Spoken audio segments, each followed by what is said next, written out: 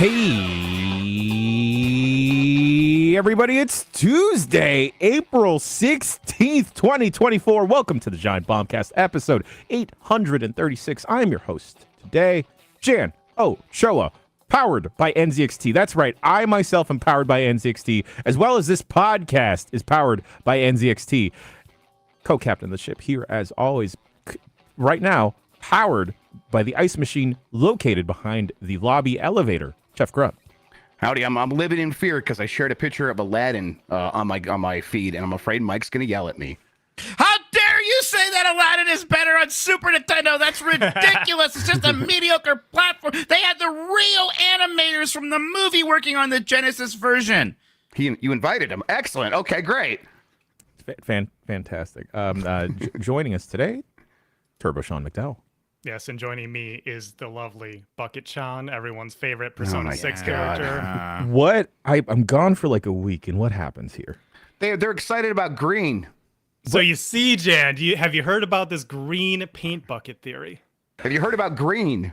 I've heard about green. I heard about like some hex code with how the people are and stuff. You got it. That's it. That's all there is to it. But Jeff Grubb is very... Jeff Grubb's like, I don't like Persona. I don't get why you care. Yeah, I forgot. Bucket Shawn doesn't like Jeff, so she might have to go away for a while. Very disrespectful to her on the last epised. I would never. Bucket Shawn. Disrespecting women everywhere on the internet and in person. Oh, no. It's no longer International Women's Day, but it's still happening. Should I walk it back, Mike? No? No, go for it now. Let's just do it. Mike Bedani! Hey, how's it going? I'm disrespectful to women. That's not true. I can't say that. That's not true. I love women. Ladies love cool Mikey. You know, that's what we say behind the scenes all the time. Yes, absolutely. Yeah, how's it going? I'm great. Can we immediately talk about how Jeff and Shawn are wearing the same exact shirt? Yeah! Let's go, twins! It's a good shirt! Well, Mike, you and I are kind of wearing like the same color of clothing right now. Yeah. Honestly, it looks like it's could like be the oatmeal. same shirt. Yeah, we're like mildly twinning. We're like twin bounding. They're like full on twinning.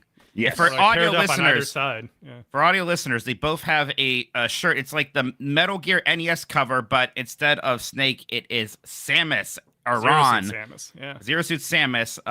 It's a very good cover, and it says Varia Gear instead of Metal Gear. Very good. Yeah. It's a very good shirt. Look it up. Was that a Yeti joint? It was Yeti. It was. Yeah. There you go. Can't get any more. Exclusive club to anyone who has the Varia Gear shirt. That's right. Exclusive only to people who were awake that day. Yeah. Couldn't be me. Could not be me. Boys, how's it going? I was here for the dump truck, and then I decided I needed to sleep and rest and look through all of this WrestleMania footy. How's it going? How's it popping? It's good. I had to give up on a YouTube video. It was like an hour and like 30-minute video about first-person shooters on the N64, and I somehow like felt disgusted and had to leave an hour, like 1 and 15 minutes. You think at that point I would just be pot committed, but the vibes were really off. I don't understand what you're talking about. What was the TRT? What was the TRT here?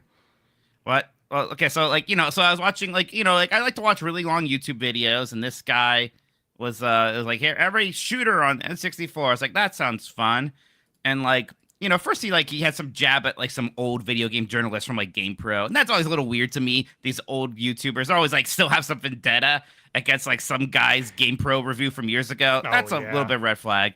But then, like, much later, it was, like, IGN, and he was, like, mad about, like, the review for some newer game. Or the review was, like, negative. He's like, and that's back when an IGN review used to mean something. So we don't like them today either. And a lot of weird sex jokes. And then just finally, when I gave up it was talking about Turok 2. It was like, and then Turok goes to the spirit realm, and there's a hot lady there. And we all know what we were thinking. And it's just a zoom up on this N64 model with this sound effect.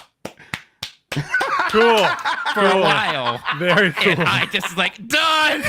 Out.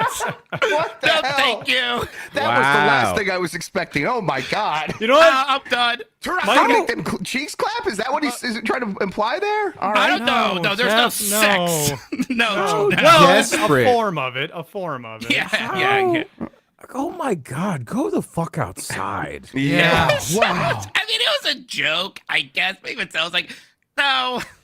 No. Even Stop. then. I Oh was my going to give you a God. hard time, Mike, but no, you're 100% correct. Yeah, The I vibes get are it. off. Yeah, no, The you're vibes right. were real. At that point, I was just like, there's 15 minutes left. I was so pot committed to this video. I was like, no, I'm out. Video game cheeks look much better now. Why are Oh, you still yeah. obsessed with Yeah. N64 based cheeks? Listen, oh my God. It's like that thing More where the like imagination. yeah, right. Where I like okay. 10 years after Roblox came out, it was like one of the most popular categories to search on like adult websites and stuff like that. It's yeah, we just keep these things with us forever at a certain point. So N64 cheeks, I get it. Sometimes I want to like rescind a view from like Yeah, YouTube, that'd be you know, nice. it's like, hey, no, I don't want to Take it give back, yeah. this time to them. I don't want this stat to be tracked. No, with them. no 0.001 cents of ad revenue either. Yeah, We'll exactly. take that one back from you. Yeah. Yeah. Let me rewind the clock there. Boys, turns out there's a lot of wrestling happening, and Yes. I'm not going to relitigate that. Dan and I went to Philly. I think Philadelphia broke Dan. Honestly, I think it chewed him up and stomped him out. And Yeah. He had I to think vacate his podcast championship. It was really sad. Yeah. exactly. You know what? No, I'm not going to share that story because There's some interesting wrestling media people around. Let's just say. Oh, okay, yeah. I'm like, oh, okay. I have no idea who you are, nor do I quite want to learn right now. Please put your flyers away and your QR code. I don't want to know. Oh, QR codes. That's fun. Yeah, QR codes You are should always scan fun. every QR code you see at a wrestling event. That seems safe. You think there's a lot of hacking going on at a wrestling event? I think there's a lot of poor security in general. Yes. Yeah, I think the people who would do that know my God. that there are people who would, just throw caution to the wind there. Speaking that's about wild. very poor security, last wrestling thing, I swear, today at least. The WrestleCon was happening outside of WrestleMania proper. Sure. And you had to buy like a 3-day pass to get in, and then additional photo ops with whoever ex-superstars, ex-wrestlers you wanted to. And then Dan and I tried to get media badges for it last minute. The guy said, like, oh, no, sorry, we can't do that for you. Wrestling, you need to go buy some tickets over there. Dan and I see the ticket booth, and then we see the door to walk into like the main show floor-ish. This is all in a hotel. Dan and I skipped the line to buy tickets, and we just walked straight in and just flashed a miscellaneous lanyard from the WWE that just said media. And then we just got in and then walked around. Nice. Great. I like this con. I like this move. I approve. Just act like you belong. It's fine. No one will stop you. This is not the same as like cutting in line in the bathroom, right? People shouldn't be No. mad about because like wrestling. No. Yeah. Yeah. And, maybe to be frank, some wrestling fans need to be cut in line, to be honest. Yeah, you're probably right. Speaking about cutting in line, let's, anyone have any other bants before we get to the games? Oh yeah, the thing that I brought up during the mic check. So, I got my taxes done a little bit ago, made sure I was by the deadline. A couple of issues I need to solve there, but we got it done. Congrats. And I certainly didn't get a refund this year, but No. I have to pay less than I thought I did, which is Okay. a nice little surprise.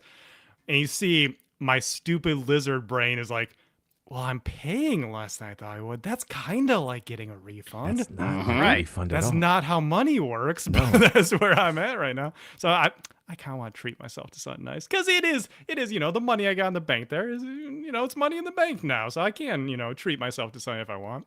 And so I'm kind of just looking at like some of the tech and stuff that I've been wanting to pick up. And one of the things I brought up was Apple devices because, An Apple Vision, not Apple Vision.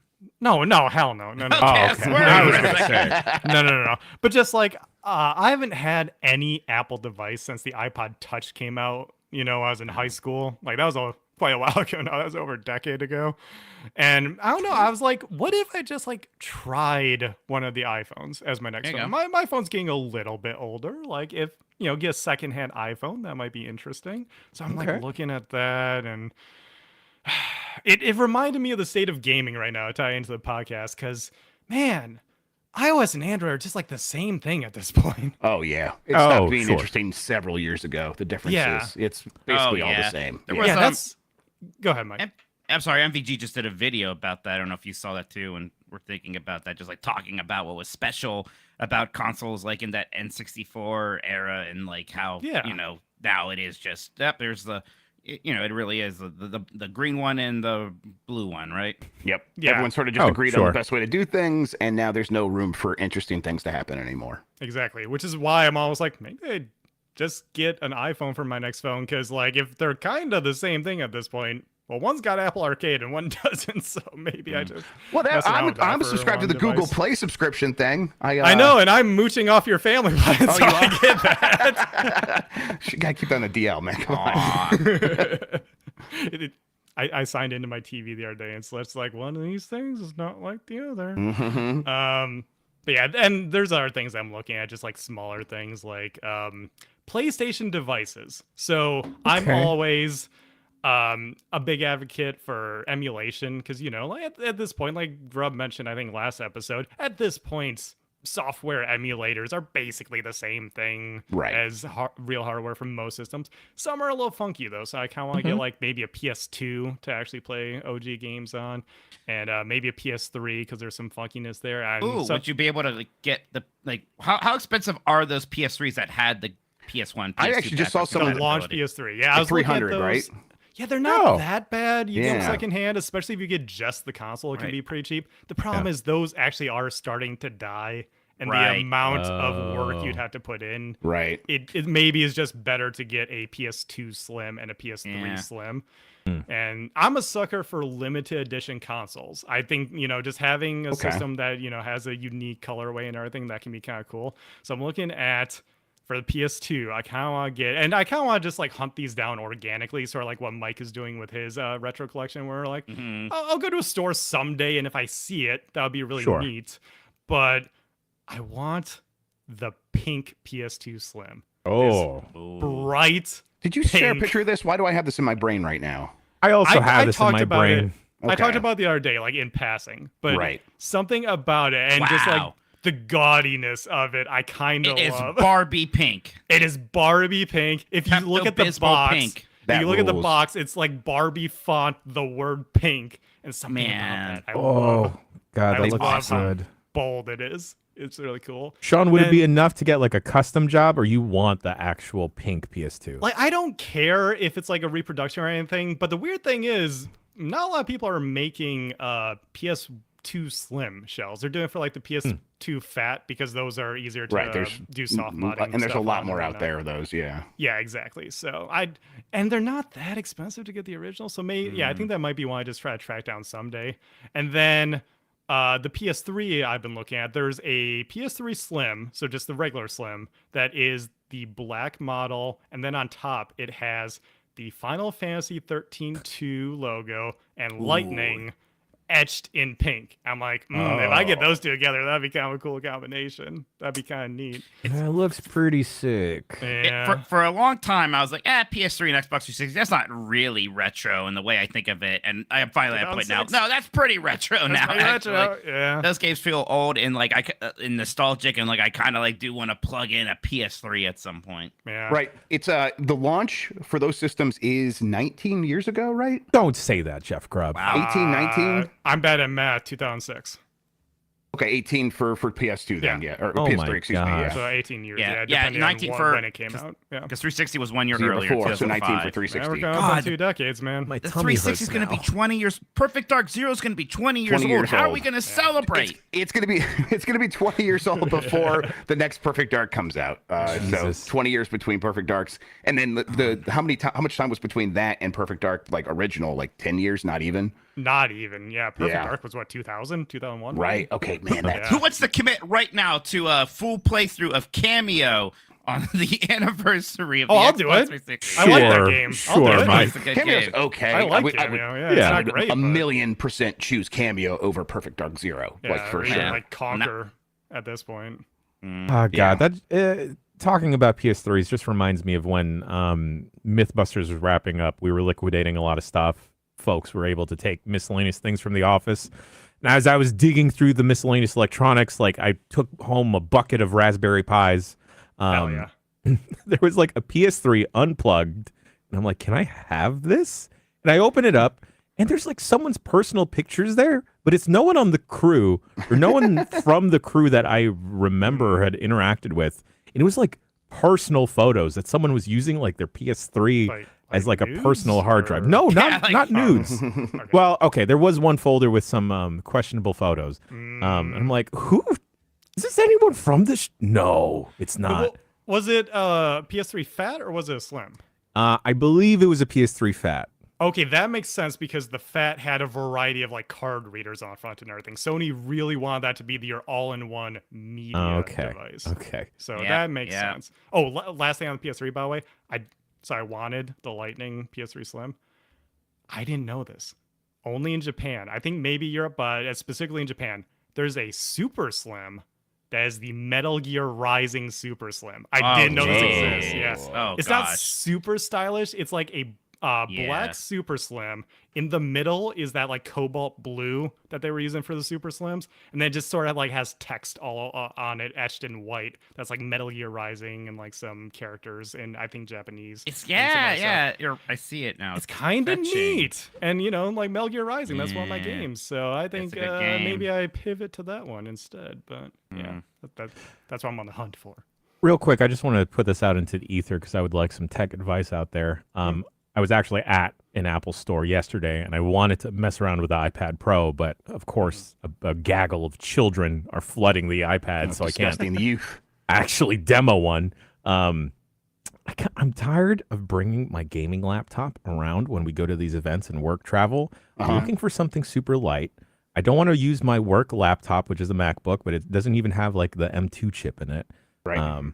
I also don't want to have to go through the process of having to ask IT, can I install these 12 programs, and them telling me no, and then eventually green lighting it way down the line. So maybe I get an iPad Pro, because then I'm shooting a lot of video on like the phone. That'd be good. And everything. And I feel like that will probably work well. One of the newer MacBooks, though. Because I just don't want to carry around a MacBook. I just want to be as light as possible. If you already have a MacBook, I want to touch things. Okay, well that's fair because the MacBook Air, those are kind of nice, and I really like mine for as much as like it's a good computer. I'm still not used to Mac, and even if I do get used to it, I'm not going to be like, oh, this is better. The way Steph's like, you're never going to want to use another computer again. I'm like, that's not really happening. But the battery's really good. But I think for your case, Jan, an iPad Pro would be even more powerful and just as energy efficient and all that stuff. So you get a lot of the same benefits, and then you could do a ton of video stuff on there. I'm a Microsoft Surface boy myself. I thought about that for like a decade now. I saw Blessing bring that to PAX East, and I was curious about that. Yeah, they're very nice. I demoed one recently. I thought it was really cool. And I was like, if I ever need a laptop for anything, this might just be the one that I go with. Maybe I'll think about that because as far as I know, I don't think there's a very good audio editing app or interface on iPads as of right now because like there's no Audition. There's some kind of Final Cut, and there's DaVinci Resolve available on iPads. So we'll see. Anyway, I'll take suggestions for folks out there. One last thing, with my not refund, but like making money gambling, I bought myself a pair of rollerblades. Oh, hell yeah! Wow! I just figured I'd stop there. That's what I did for myself, a new pair of rollerblades. That's so funny. I'm good. Is rollerblading learning Japanese? This is a whole new era of life. To be fair, I have always skated because of hockey. That's the hockey I played was roller hockey. So I just had an old pair of beat up, what to call them, blades. Like I'm in the scene. A pair of blades. They're just beat up.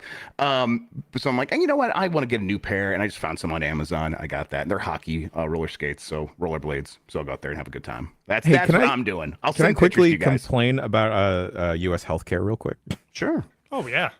So my feet were destroyed after WrestleMania because there was a lot of walking around. And I thought, like, hey, I should go see a podiatrist or my doctor to schedule a podiatrist. And they were like, yeah, sure. No worries. Make an appointment. The appointment to see my feeties and perhaps get some insoles or diagnose whatever's happening is, of course, like 3 weeks away. So chill. Cool.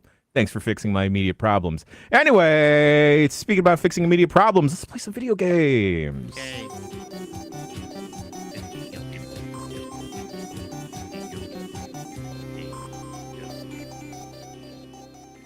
Mike Minotti, I may need your advice here, and that's just in general. I seek your advice. I seek your counsel. Coach. Yeah. Big life coach Mike Minotti. Mike, tell me about Fallout 76 because I've been watching the show. I've tuned in for a bit of your stream. I got the Fallout itch. I want to play.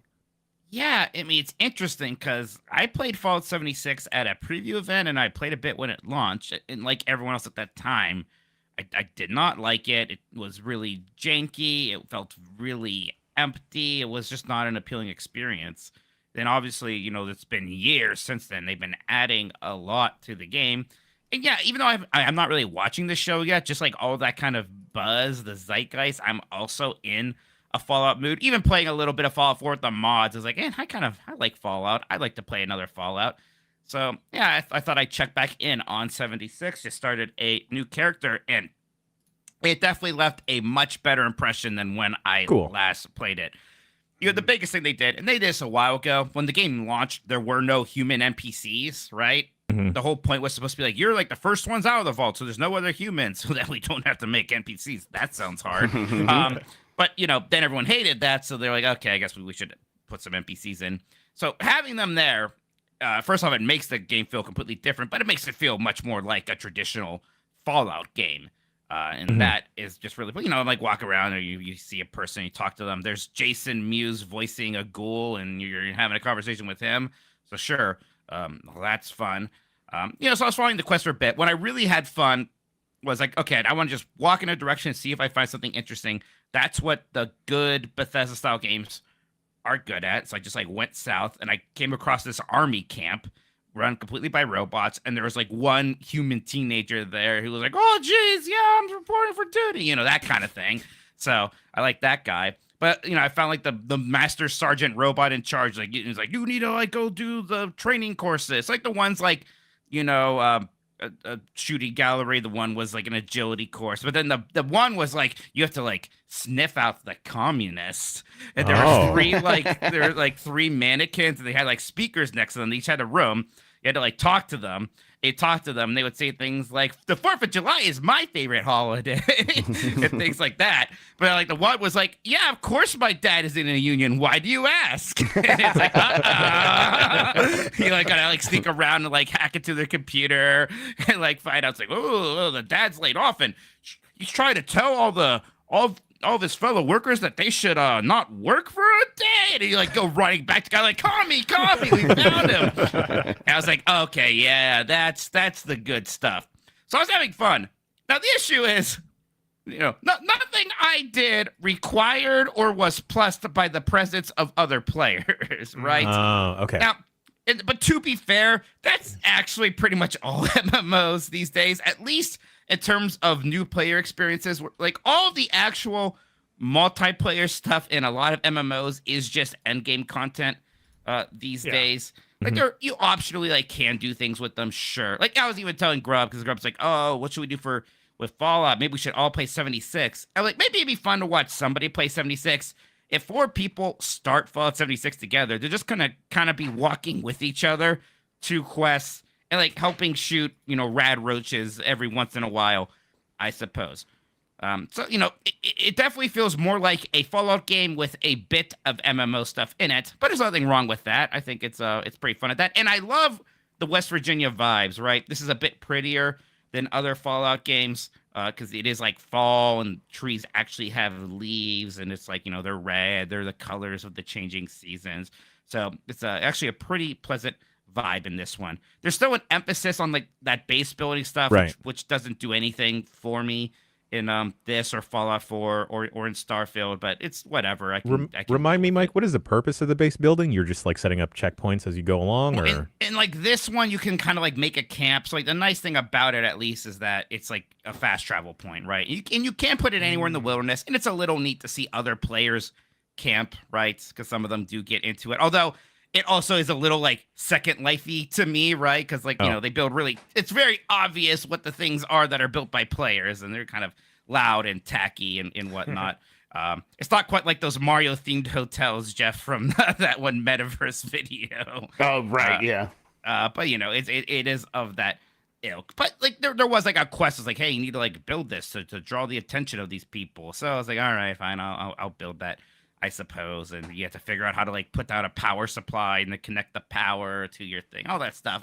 It's fine. I wonder if maybe if Fallout 76 had a lot more time or waited a bit, or maybe it was trying to take on influence from other games, if it could have found like a second life trying to ape the Valheim experience.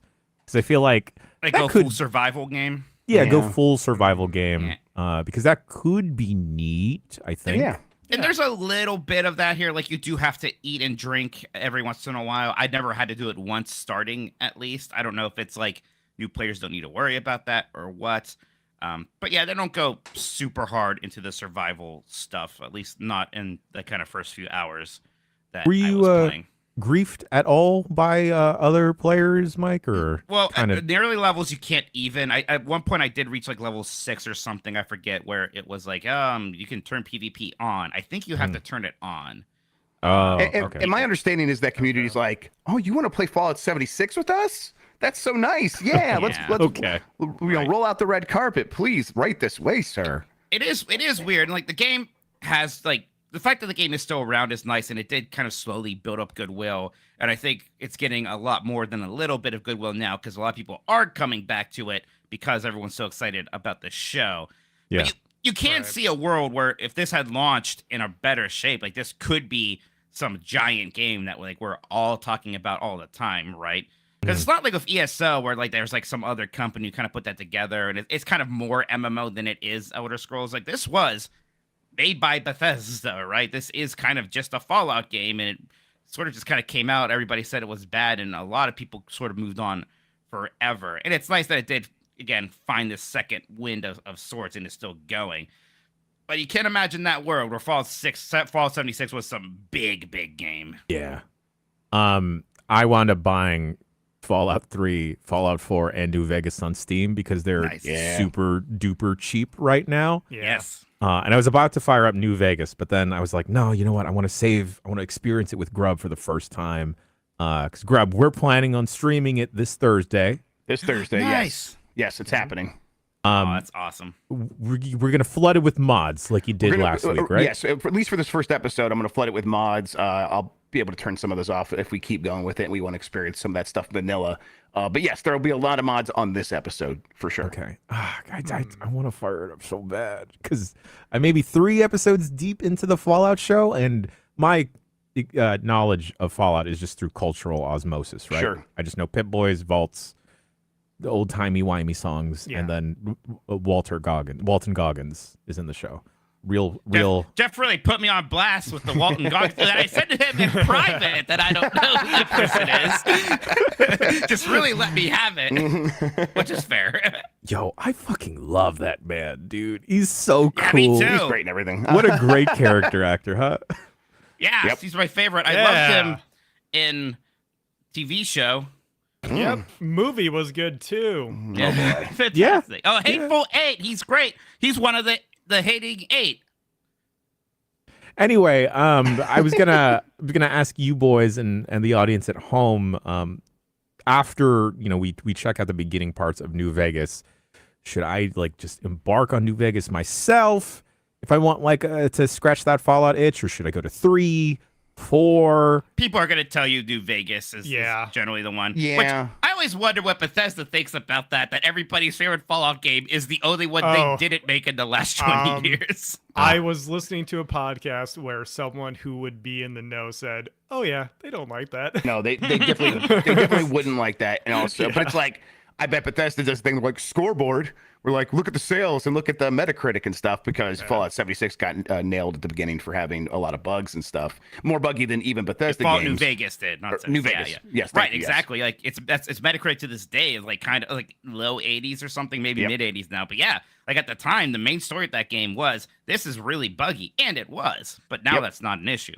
And now no one cares. It's all about like you could do so much more in New Vegas. So yeah. Okay, all right, yeah. I'm mostly looking forward to wacky shenanigans that I've been told have happened. Did you see this thing where like somebody in charge of Fallout 4 was like, by the way, like your player character was this guy in like the Fallout 1 intro, and it's like some super cop who stands next to another super cop who like shoots a civilian and then like laughs and like high fives him, whatever, and then everybody's like, the guy's a war criminal, Yeah. and the guy's basically like, "Oh, you're all taking it too serious." Yeah, it's like I don't know. Did he like begin to walk it back or something? He I walked didn't it see back. He's that. like, "Look, that's not like really canon, but yes, we did like at one point the person in charge of Fallout 4 did consider that to be my canon, anyways." Oh, It's oh like, boy. well, I don't know. I always laugh a bit. It's like, "Oh, I didn't think you would all take this so seriously." It's like, well, I mean, they're gonna take, they're gonna take it a little seriously. I Yeah. suppose. Going from one jaunty, dilapidated world to another, I've been playing Harold Halibut. Came out yesterday. This is not quite what I was expecting it to be. Is it a video game? Gian Ochoa, answer the question. I mean, you move Harold Halibut around. So There's yes. some mini games. You talk to people, and you go So from no. point A to point B. And sometimes you got to figure out where the person is. So point B might be point E instead. Okay. So it's a point-and-click adventure, kind of. No. Is it a walking sim? Kinda. Yeah, I think it's more a walking sim than a point-and-click adventure. It's more of a walking diorama. Yeah. For folks that don't know the game we're talking about, I think this was shown in the Summer Game Fest 2-3 years ago now. Yeah, and it's been in the works for something like 10 to 14 years or something Yes. like that. Yeah. And that part shows in the visuals because this looks like a stop motion movie as you are playing it. I want to eventually see the behind the scenes of some of this stuff because it's Yes. absolutely insane how they were able to transport what looks like stop motion characters, and from the little bits of behind the scenes that the developers have put out there, it does look like they've taken those models, scanned them into 3D, and then just let you loose in the little dioramas they've made. If you're a fan of Wes Anderson, if you've liked Fantastic Mr. Fox at all, Grand Budapest Hotel, like the little playhouse bits. You hate. Oh, you know he that's right. You hate claymation specifically. Claymation, I hate. right. Stop Gumby motion is an MFer to Jan. Yeah, Gumby, get that dude out of here. I will melt that shit ASAP. Fantastic Mr. Fox. Wow, I cuss and love that movie. Yeah.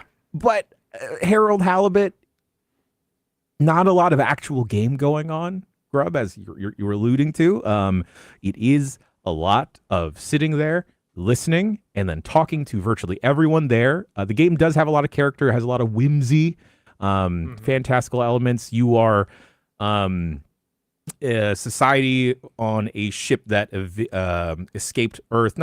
fled Earth because bad mumbo jumbo stuff was going on Earth, and then your ship, the Fedora 1, has traveled through space, and you're kind of just like a maintenance dude walking around and fixing miscellaneous things. And that is kind of the game. You're kind of just like sitting and just like experiencing the story. There's not a lot of point and clicky interact with the environment stuff, which is kind of a bummer because the environments look great. Like they look like handmade dioramas. Like you can see the rough edges in some of like the corners or even the painting. Sometimes, like, with certain stop motion, you can see where someone had just adjusted like a face or like a scene or whatever. And you can see that as it's going on, but you're kind of just at the whim of the game to listen to the dialogue take place. And even if you like button through as you're reading the subtitles, it's still going to kind of fast forward play the like stop motion dialogue. Right. I mean, this is what I'm wondering. Like when you're moving the character around the world, is like movement, does that feel like you're holding down the play button on a video? No, you have like full control of the Okay. character. It is very weighty though. Like Sure, I could forgive that, I think, to a certain extent. But I think the other thing that for me would be, okay, then these worlds do look immaculate and really well designed. Yes. What is my interactivity level with that? Can I go and like mess around with the things that I find interesting when I look at it? Yeah, related.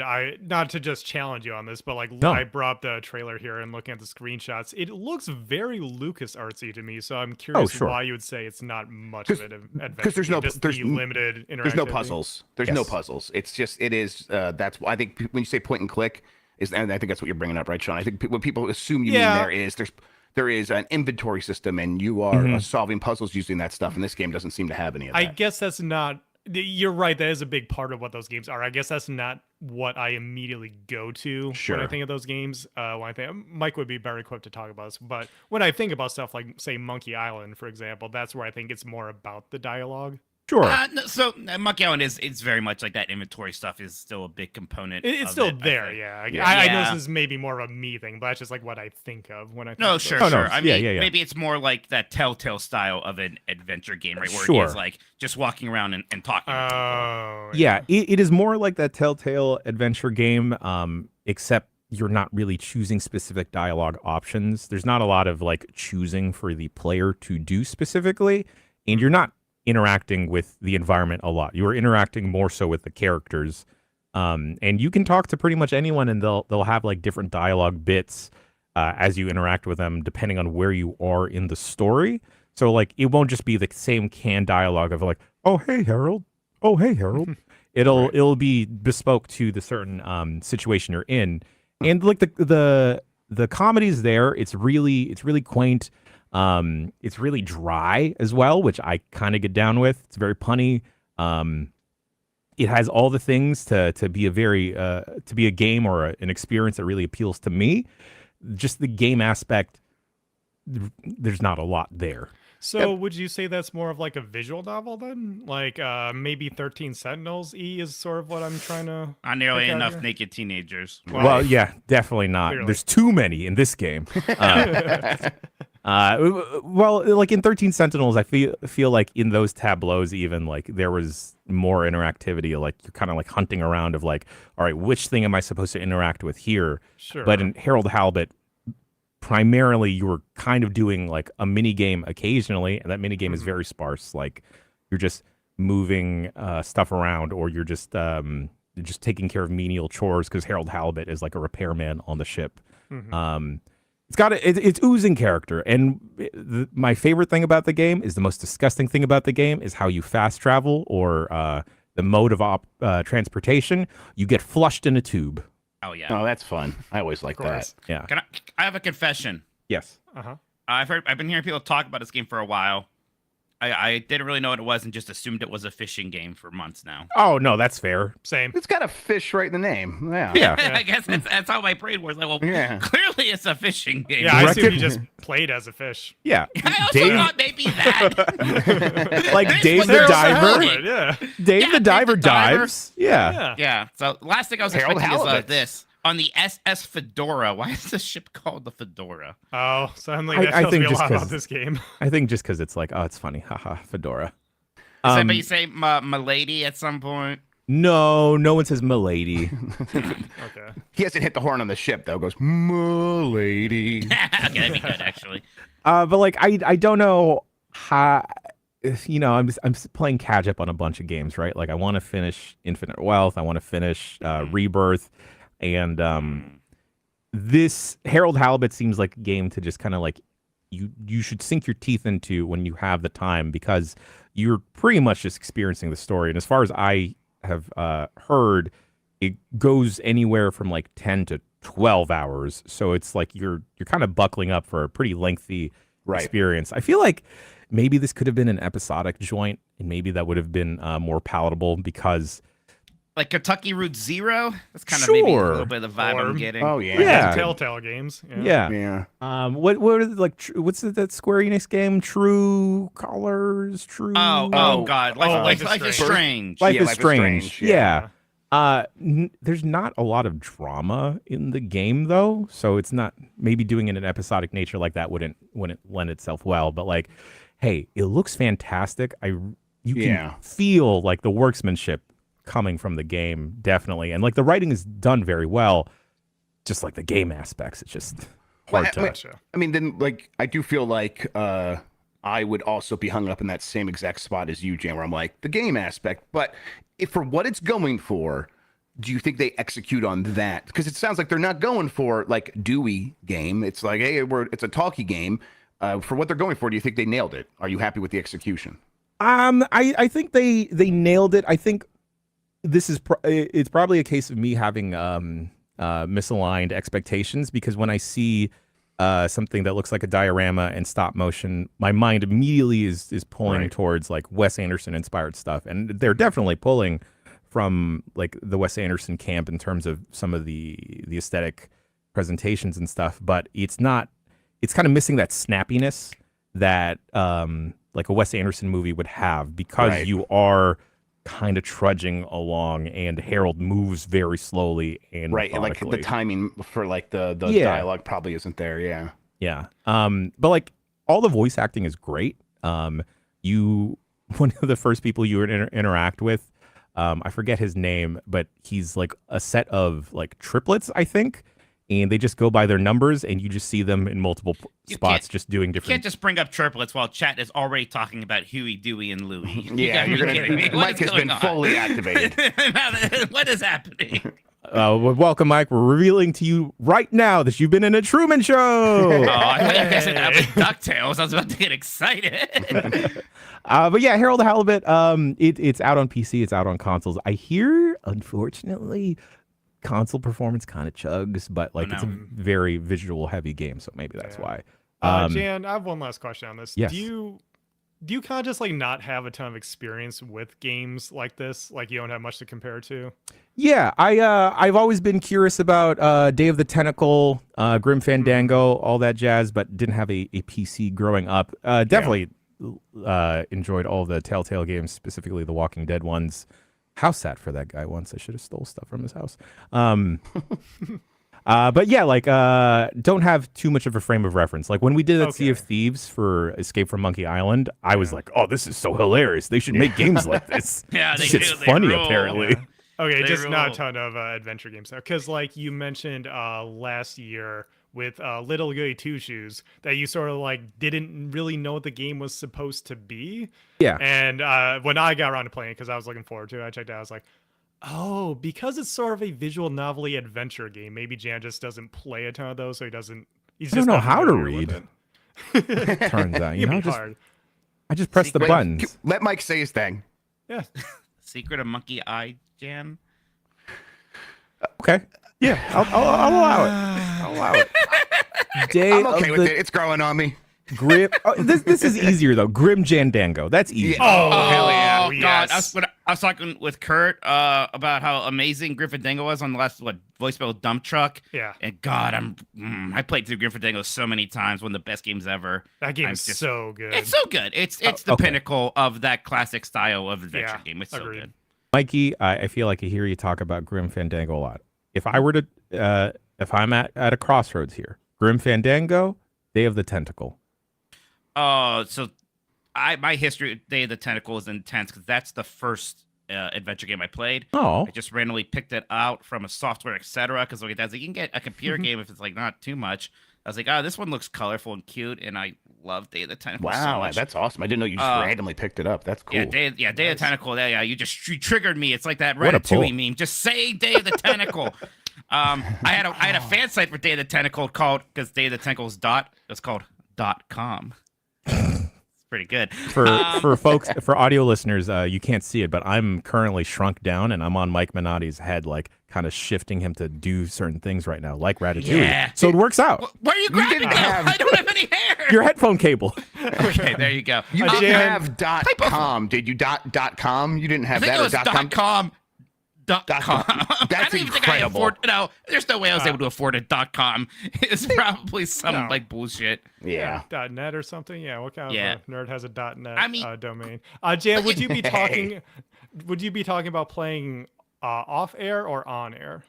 Either. I mean, okay, because Grim Fandango, I feel like at this point in time, you kind of need someone helping you out with that. Okay. And I will be good at that. Exactly. You saying now Mike would be good for that because there's some puzzles in there you will never get unless you. Yeah, all those games you did. Like, trust me, we were all using GameFAQs back then. You would just get stuck sometimes. Okay. But I played through all these games multiple times. So Grim Fandango is like a Casablanca parody with a lot of like fun Mexican like folklore and stuff like that. Yeah. And then Day of the Tentacle is more like Tex Avery Saturday morning cartoon silliness. Both very good, just slightly different flavors.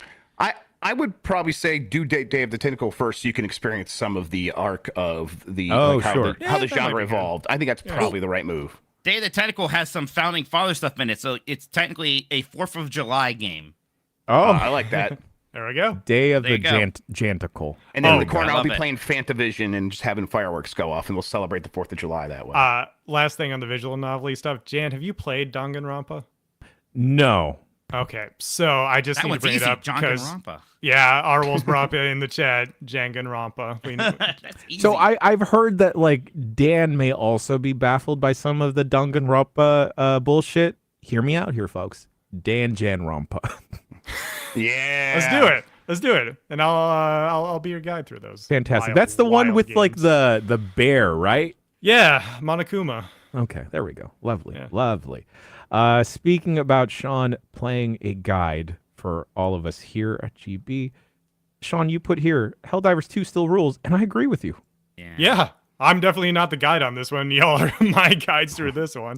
Yeah, I've just, we're in at least according to my calendar and the games I'm looking forward to, we're in like a slight lull here as we get to a couple games at the end of the month and then a couple at the end of next month. We're at a slightly slower period, so I am finally getting around to finishing some of the games that I want to finish. Like I'm still trucking through Like a Dragon. I might be putting Unicorn Overlord on the shelf for now, not putting it down, but just shelving it for a second because Like a Dragon runs really well on Steam Deck. That might just be, I might just play it's it great on my on there, TV and Steam Deck when I want some handheld time. So I think Unicorn Overlord, not super clicking with me. I'm a little bit further still now. I'm close to 10 hours into it. And I think, I might put it down for now because it's very unfocused, I feel. It's like all of the tactics game. And I think it might just be doing a little too much. And maybe I'm just not in the mood for that right now. But as I get through all these different games, Helldivers 2 is the other one that's really sticking with me. Had game night with friends last night. We just played 3 hours straight of more Helldivers 2. that's awesome.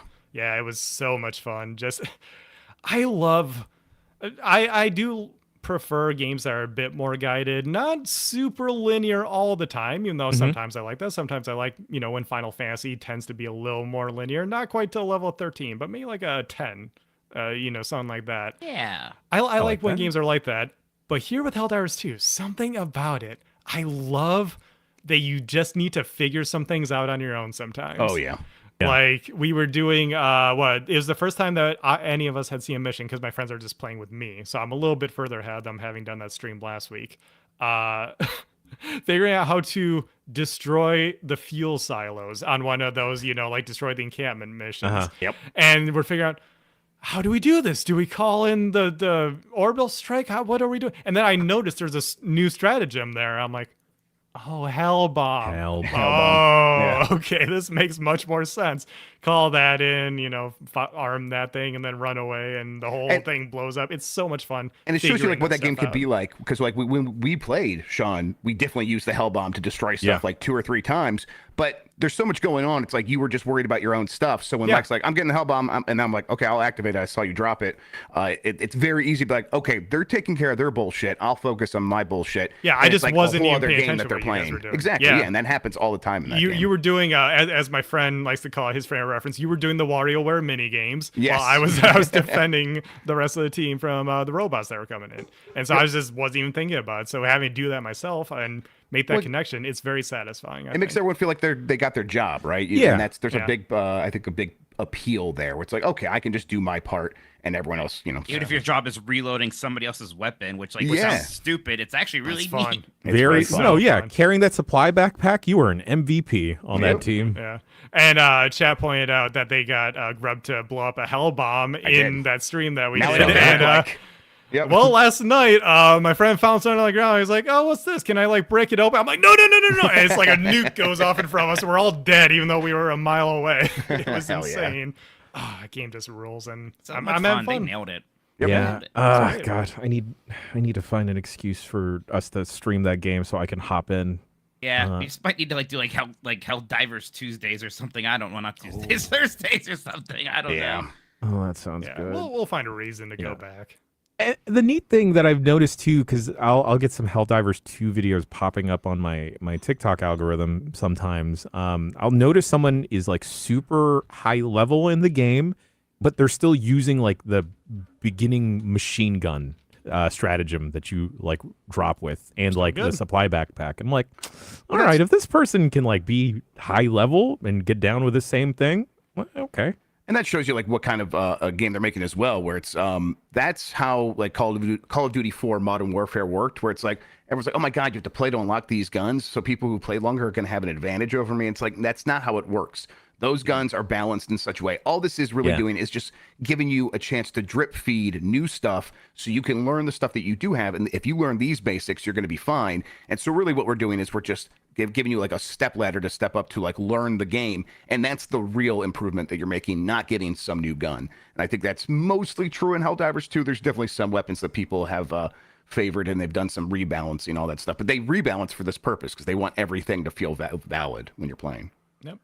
Lovely, lovely. Next game I have here on the docket is a little bit of a preview. Tales of Kenzera Zhao. Who put this down? Yeah, I wrote this down. We talked a little bit about it on Revengeance last week. I've played a little bit more, so I think I'll recap real quick. This is a Metroidvania. It's got that African futurism sort of a vibe that I think people have been more and more finding more appeal in recently, and it's finding like its foothold in a lot more media, and all that stuff really works for me. The thing that was surprising to me as like, okay, this is a Metroidvania, are the choices it makes that aren't Metroidvania. Like there's no save silos that you go into like in a Metroid or a Castlevania. So that like mixes up the feeling of the pacing a little bit. And the upgrades you're getting, it's like you start with a double jump, you start with a dash.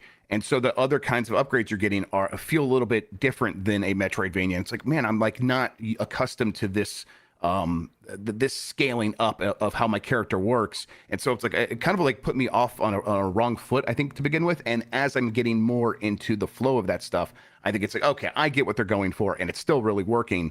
And the fundamental aspect of a Metroidvania where it's like, okay, I know I need to go to this part of the world, and I know what I'm going to accomplish by getting there. And so that like magnetic pull is still there. And that's kind of all I really need at the end of the day. So I was surprised how it shifted up the gears on a Metroidvania genre. Did you guys find that at all in your preview attempts? So I have just started this. So I played a little bit of it. So I haven't really got far enough to like get a sense of that progression. But you're right. Like you do have more tools to start out with. And like so far, I haven't like found some area where it's like, oh, I can't get through here until I get, you know, the I did start to get to that, and I've been playing for about like 4 or 5 hours. Nice. But I am liking it, and what is really sticking out to me is the kind of dual combat system, right? Where you know, you have like the shooty style, you have the Mega Man style and the Zero style, right? That's how I think of it. It's like Mega Man X stuff to me, because like the one's the very melee focused one, and the other one is the ranged one. And you can switch between them at will. So that's what's immediately appealing to me. But otherwise, it's just, you know, it's really snappy. The platforming does feel good. I don't know if it feels as good as the Lost Crown Gen, but it feels very just good. Let it cook, buddy. I'll let it cook. But yeah, I'm pretty happy. I'm excited to play more. Yep. Yeah. I want to dive all the way in and see the other movement abilities it might unlock. Because I mean, if a game starts you off with a double jump and an air dash, they gotta have goodies lying around, right? Yeah, I gotta have some fun stuff. The one thing, and like Jeff mentioned before, it is very much like we're gonna look at two JPEGs talking at each other a lot, kind of Metroidvania, especially at the start. And like I feel bad being annoyed at that when it is clearly a kind of emotional and personal story, especially. And it's not like it's being told poorly. It seems like a good story, but I am always like, I bet we could have done this like in a more classic Metroidvania kind of like background sort of way that I find more interesting than just literal dialogue boxes and dialogue moments. They definitely still have that later on. They shift that up a little bit. And again, I will talk pretty vaguely because this is a preview. They shift that up a little bit later on. So it does mostly happen when you are running around the world, which is why I had to switch the language from Kiswahili, which they spelled it with a Kiswahili, which is the same thing as Swahili. Apparently, I didn't realize that. I switched it to English so I could play the game while they're doing the talking. They were doing that so frequently. So they do kind of lean into that a little bit later. And then I will also say, I am finding the story to be pretty moving about like at the point I'm in. I was feeling the exact same way as you, Mike, early on. And I'm like, oh, they are hitting some of these moments really well. It's also leaning into the Metroidvania style of like, oh, this conversation I just had really adds a propulsion to the action here. It makes me want to keep exploring. So I've been pretty impressed by that stuff. So, you know, we'll talk about it in final good too. Yes. So, yeah, like, you know, it's good story. So I mean, Prince of Persia had. It's not any more than what Prince of Persia was doing, and obviously I love that game. So it's very far from some like deal breaker, or even really some like negative. It's just something that at first I find a little bit like I don't know if this is the right way. Speaking about a gripping story, pulling on the heartstrings, I see this on the dock here, and I was pumping my fist when I saw it. Treasure Planet for the PS2. Yeah, I watched Mike play this. It looked, Mike. Okay, when I watched you play this on your Twitch, I was like, this kind of looks like just a lot of those other PS2 games. Maybe a bit of Jack, maybe a bit of Sly Cooper. Yeah. What is this game like? What are they most trying to ape? I think Jack and Daxter, like Jack Daxter 1 is definitely the first reference point. But, so Treasure Planet was a Disney animated movie from the kind of early 2000s. It's an adventure movie. If you're not a sicko like me, and I was getting this in my chat constantly, everybody gets this mixed up with Atlantis also from Disney, or Titan AE. Right. Oh, yeah. Warner Brothers. So or Fox. It was real funny because there was, I think it was Fox. There were just a ton of these like 2D animated adventure movies for kind of like older kids or teenagers. It was a trend instigated by nothing because all of these movies did poorly. There's also a Sinbad movie by DreamWorks that nobody even remembers. Oh, that's right. They all did poorly, but they're all very good, actually. Yeah, Titan AE rules. Yeah. And Treasure Planet and Atlantis, like all of them have been reconsidered. They're all cult classics now. But at the time, this was a licensed game based off a movie that very few people had seen. Made by Bizarre Creations, I think. It's the Project Gotham Racing people and the Blur people. Oh. Yeah. And yeah, it's pretty good actually for these, right? You kind of usually expect something a little cheaper, but the platforming does feel very snappy and responsive. And it's the collectathon style where you're going to these levels. There's like 5 objectives that you can do, and you only need to really do so much to progress, but I like to do all of them. And the visuals are pretty nice. Treasure Planet has that whole like, hey, pirates, but in space vibe. So, bit of the old, some of the new, and that's being captured here really nicely. And then there are some levels where you're on your solar surfer, right? Hell yeah, you are. And it's just they're Tony Hawk levels, and of course, it doesn't feel as good as Tony Hawk, but it's pretty fun, and it's faster than that. It's a different vibe, but it's the character even like starts off like, wow, Jim, look at all these things you can do here. Like, you can collect 5 of the green energies, or you can like go get a max score of, like, wow. And here's the hidden VHS tape. What's that? Right? I'm like, oh my god, Tony Hawk. Is it like Tony Hawk where you're doing tricks as well, or is it more like Jak 2 where it's sort of just a means of transportation? Probably more. It's not a means of transportation because like it's just that whole level, and you can't get off it. It's but Kirby's Air Ride. The tricks aspect is pretty minimal, but you can like grind and stuff. Okay, even that's more okay. Yeah, gotcha. Yeah. Mike, is there voice acting in it? It is. There's voice acting in it. Seems like they got most of the people right. So David Hyde Pierce, who's a major character in this, is in here. I think it's Joseph Gordon-Levitt as Jim Hawkins, the main character. Yeah. So it all sounds very good. Of course, they have the full motion video clips from the movie. You gotta have that. Yeah, I think as far as these kind of licensed 3D platformers, which at the time were such a dime a dozen, right? So I don't, of course, people weren't paying attention to this game then. And now it's like, man, we don't really get games like this anymore. Playing one of these now really hits. But I definitely think this is on the upper end of how good those games usually were. Yeah, I'm really happy that people are sort of people are willing to go through these back catalog of games and look at them for what they are nowadays. Because back in the day, we just saw them as shovelware, whatever, don't even pay attention to it. But now that people are exploring more classic games that they never checked out or revisiting ones that they wrote off, I'm happy to see, I think like a big one is the Nightmare Before Christmas PS2 game, which is that's just a banger. Devil May Cry. Like, it's Capcom. awesome. Yeah, so it's Devil May Cry with musical boss fights. Yeah, it's like a narrative sequel to the movie. Yeah, it just like straight up is like, I think it's canonically a sequel. They got some of the voice actors and everything. So a lot of voice actors. Yeah, I think that era of gaming is cool to go back to. It's one of the reasons I'm looking at getting some OG hardware and doing some stuff with that. Well, just even like the idea of like a 3D platformer tie into a movie. Right. It used to be like, because we can make a video game in like 9 months. And I was like, no, you can't. Yeah, we didn't know how good we had it. I think that's why people are like looking back at these things so fondly these days, because I think we'd kill to have this sort of thing be a regular thing now. Yeah, what what do we get nowadays? We get like the Way Forward Mummy game and stuff. Right, and then we get a lot of mobile games, and then A lot of occasionally mobile. Avatar right, and Star yeah. Wars get Right, a and game. even then, like when you get like a licensed game, it's always like, well, it's set in the world of this, but it's got to be its Exactly. own new thing, and that's nice too. But it like never comes out the same time as a movie because that's impossible. I mean, they can't even line up a new Fallout game coming out. Remember, Twisted Metal came out and it was a hit, and there was just no Twisted Metal game for people to go and buy. Yeah. There's nothing for people to do with that.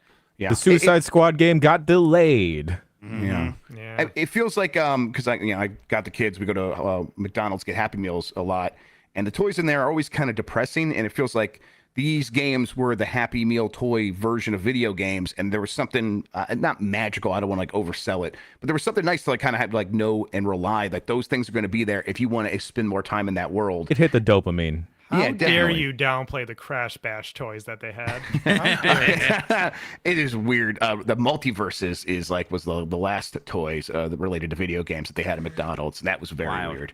It's Yeah. wild. I'm looking at a video of a playthrough of this, and this is just Jack and Daxter. There's Looks full very on Jack and precursor Daxter. orbs I in mean, this yeah. joint. That is all. I love that about these licensed games as well. When it's like it's just going to be another game. Like I just started that Hotel Transylvania 3 with the kid, and it's just yeah. Pikmin.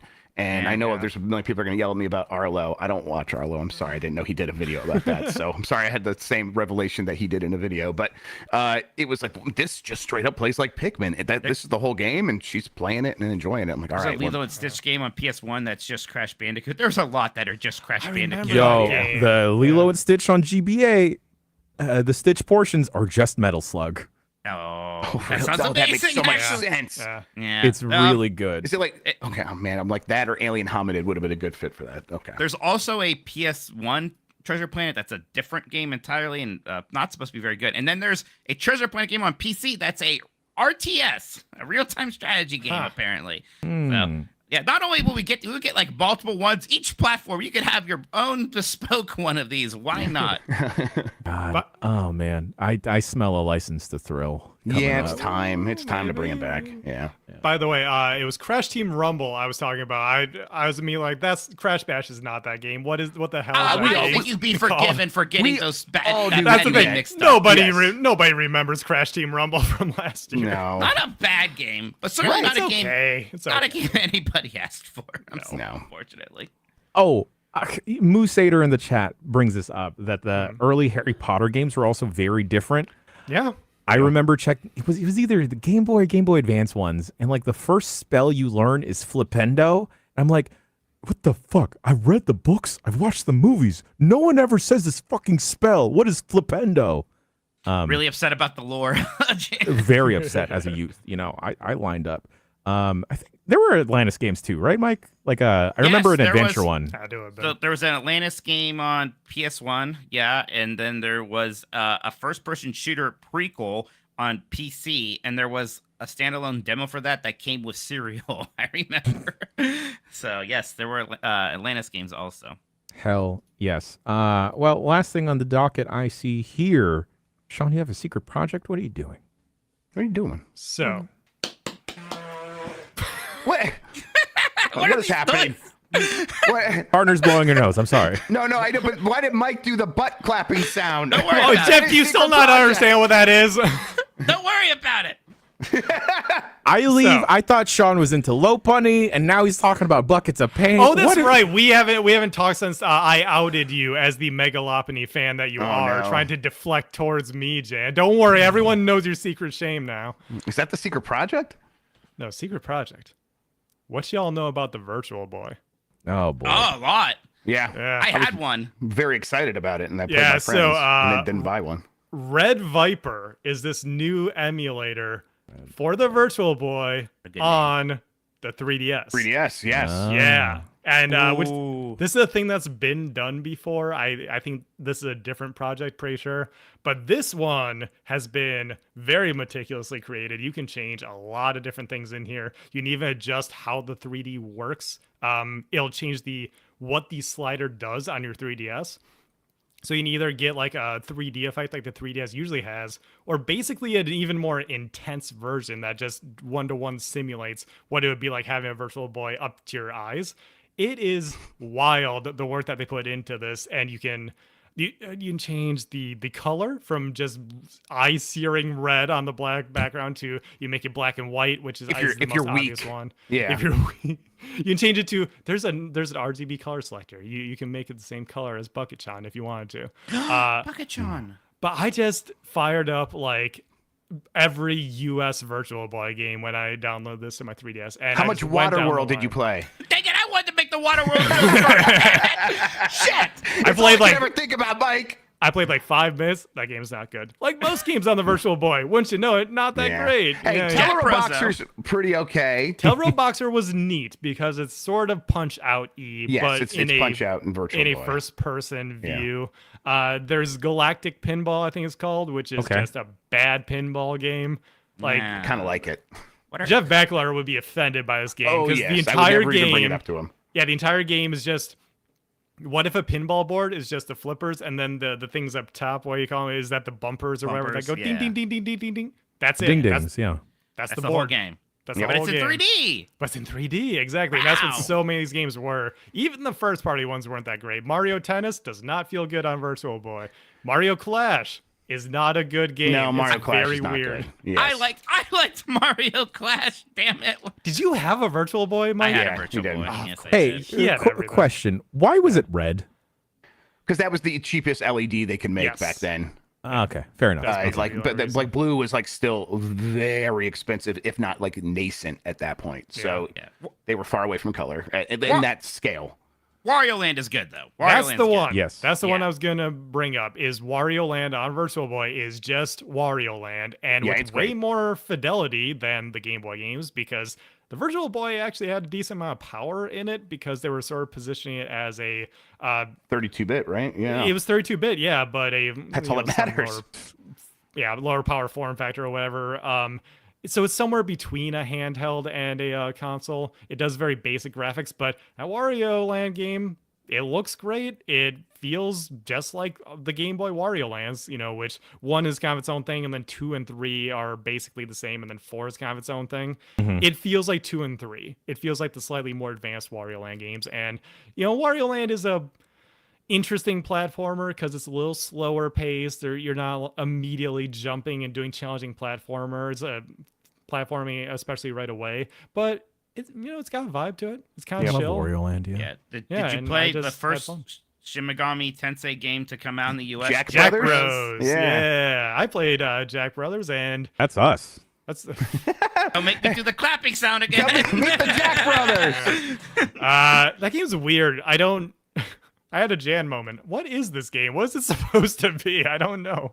Yeah, I think I guess it's like a puzzle game, sort of, but it's a little unclear what genres they're combining there. Again, most of these games I just play for like 10 minutes, and then Wario Land Yeah. is the Sure. one I spent a lot of time with. Wasn't there a Bomberman puzzle game on Virtual Boy? Am I making that up? I don't know. That may have been a Japan only one, or I just forgot to Right. download it when I went downline. I don't remember. But There was a Tetris. There was Tetris 3D. Or was yes. yeah, that's Which the is thing. weird because you're placing the 3D blocks Yeah, in this not quite cylinder, but sort of a cylindrical shape. It's very Right. odd. There's can a you imagine- VR game coming out that is exactly that, where it's like Really? cylindrical Tetris. Mike, you were Yeah. saying? Can you imagine if the Virtual Boy was around for 3 years even? What kind of weird shit would have been on there? There would Yeah. have certainly been a Star Fox game. Yeah. There may have been a Zelda game on Oh. the Virtual Boy. Can you imagine? Guys, that Hell was yeah. the neat thing when I was on a certain website downloading these Virtual Boy games, because Lord knows you can't find them any other way for a No. reasonable price or anything nowadays. Although you can't buy the entire library, I think it would only be like a few hundred because there's only like 15 games on the thing. People have ported other games to the Virtual Boy Oh, cool. that would make sense for the era. Neat. Like there is a Star Fox fan makes sense. port to Cool. the Virtual Boy and stuff. So yeah, a lot of them are just demos, not complete games, just fan projects. But it is neat to see that there's this little community taking advantage of this weird, unique hardware. I just think that's cool. I remember going to a Toys R Us and being super excited to try out a Virtual Boy, and God bless my mom, tried to make the money move where she could to like help me buy games and stuff. But she looked at that and she was like, Jerome, let me tell you something about stuff not lasting. That shit ain't gonna last. Oh, wow. Mom made the Called right it. choice. It was that and Yeah. the 32X. Yeah, wow. Mama's smart. Yeah. Mom was smart. And it's like, you know what? Let's just save for a PS1, son. I'm like, Hell yeah. all right, cool. Yeah. Yeah, that's smart. All right, folks, that about does it for games. We're going to take a quick bricky break, and we'll be back with some video game news right after this.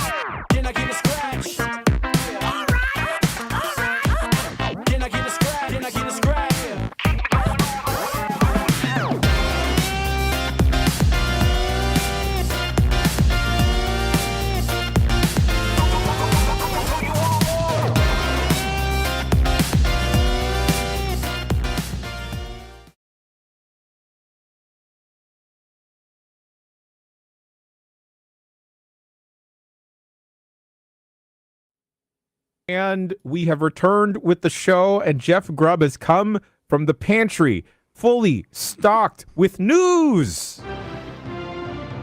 Look at that. He's balancing 5 different types of pasta, a jar of pickles, and stories, all in one arm. What a dad.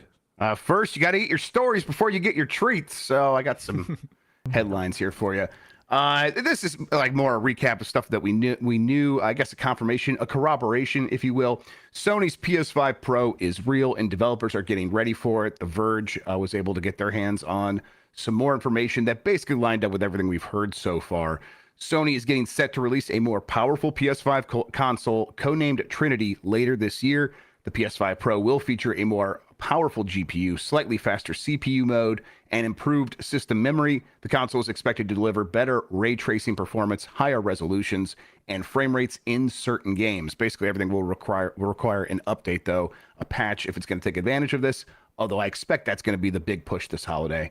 Developers are already being asked to ensure their games are compatible with the PS5 Pro, with a focus on improving ray tracing.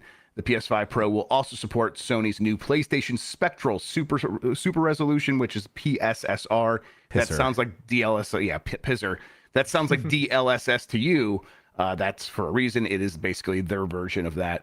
And that's going to be a big focus for them as well, I think, on improving performance across a bunch of games. Where we're at with the PS5 Pro, we keep hearing about the hardware. We're not hearing a lot about like other games that are going to go alongside this. Do you guys have the sense that they are going to launch this thing and pretty much be like, hey, all your old games run better now, and that's going to be the focus? Because I don't think they're going to have like some big marquee game to go along with it, right? Maybe can we have a little Astro as a treat at least? I don't That know, seems guys. Likely. Well, because a Pro, it's not going to be exclusive. Right. Assuming No, that they like, follow the same as PS4 Pro. So what? That's the thing. What purpose would it serve? I guess. I also don't know what features, because like the whole idea of Astro, for people who are unaware, is like so far these games have been, hey, we have a little thing that comes with the PlayStation Move had something right early on. There was like some Astro stuff in there. Not Astro specific. PS4 launch. Yeah, and then so you could like it would be in the controller, and you can like have it behind the touchpad, and like it was showing off the touchpad, that sort of thing. And they did that with PSVR, obviously, and then they did it with PS5 as the launch thing to show off the features of the haptics and the triggers. I don't know what they would need. Like, you don't really need Astro to show off ray tracing, but I guess you could. But if they're doing that, that makes it feel even more tech demo-y.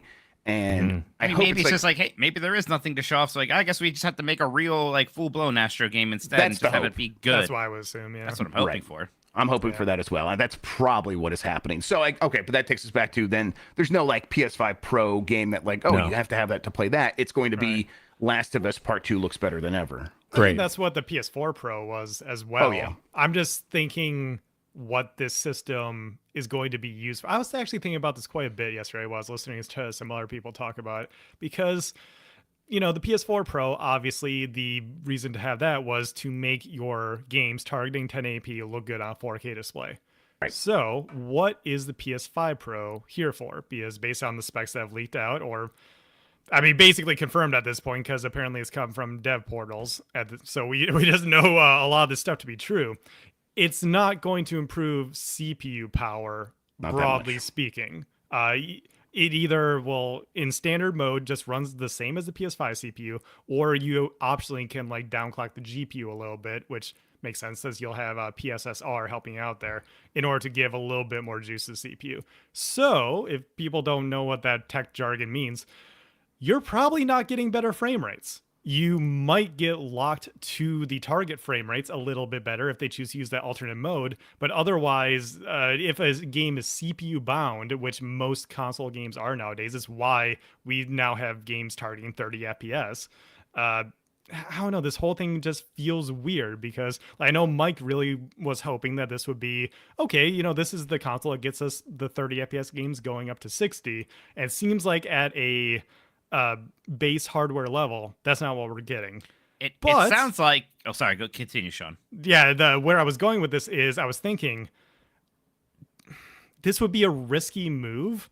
What if some developers scale back their games and then rely on PSSR to bring it up to where it's currently at. And if you claw back the resolution and some of the detail a little bit, maybe that saves you enough computing power, since everything is shared on a console, to get some games running at a higher frame rate while still looking the way that they currently do at 30 FPS. There's a lot of technical stuff going on here that, I don't know, I'm really, really curious to see how they position this, because there's, as of right now, as far as we can see, it's like ray tracing. Cool. Right, and that's like just what Jeff's saying. Like, oh, they're telling developers, like, make sure you got ray tracing. It seems like that's going to be what they're going to try to use to sell it, which I don't know how excited the average consumer is about ray tracing anymore, if they ever were. No. Yeah. And the hard thing there is the same thing that's always been difficult for ray tracing.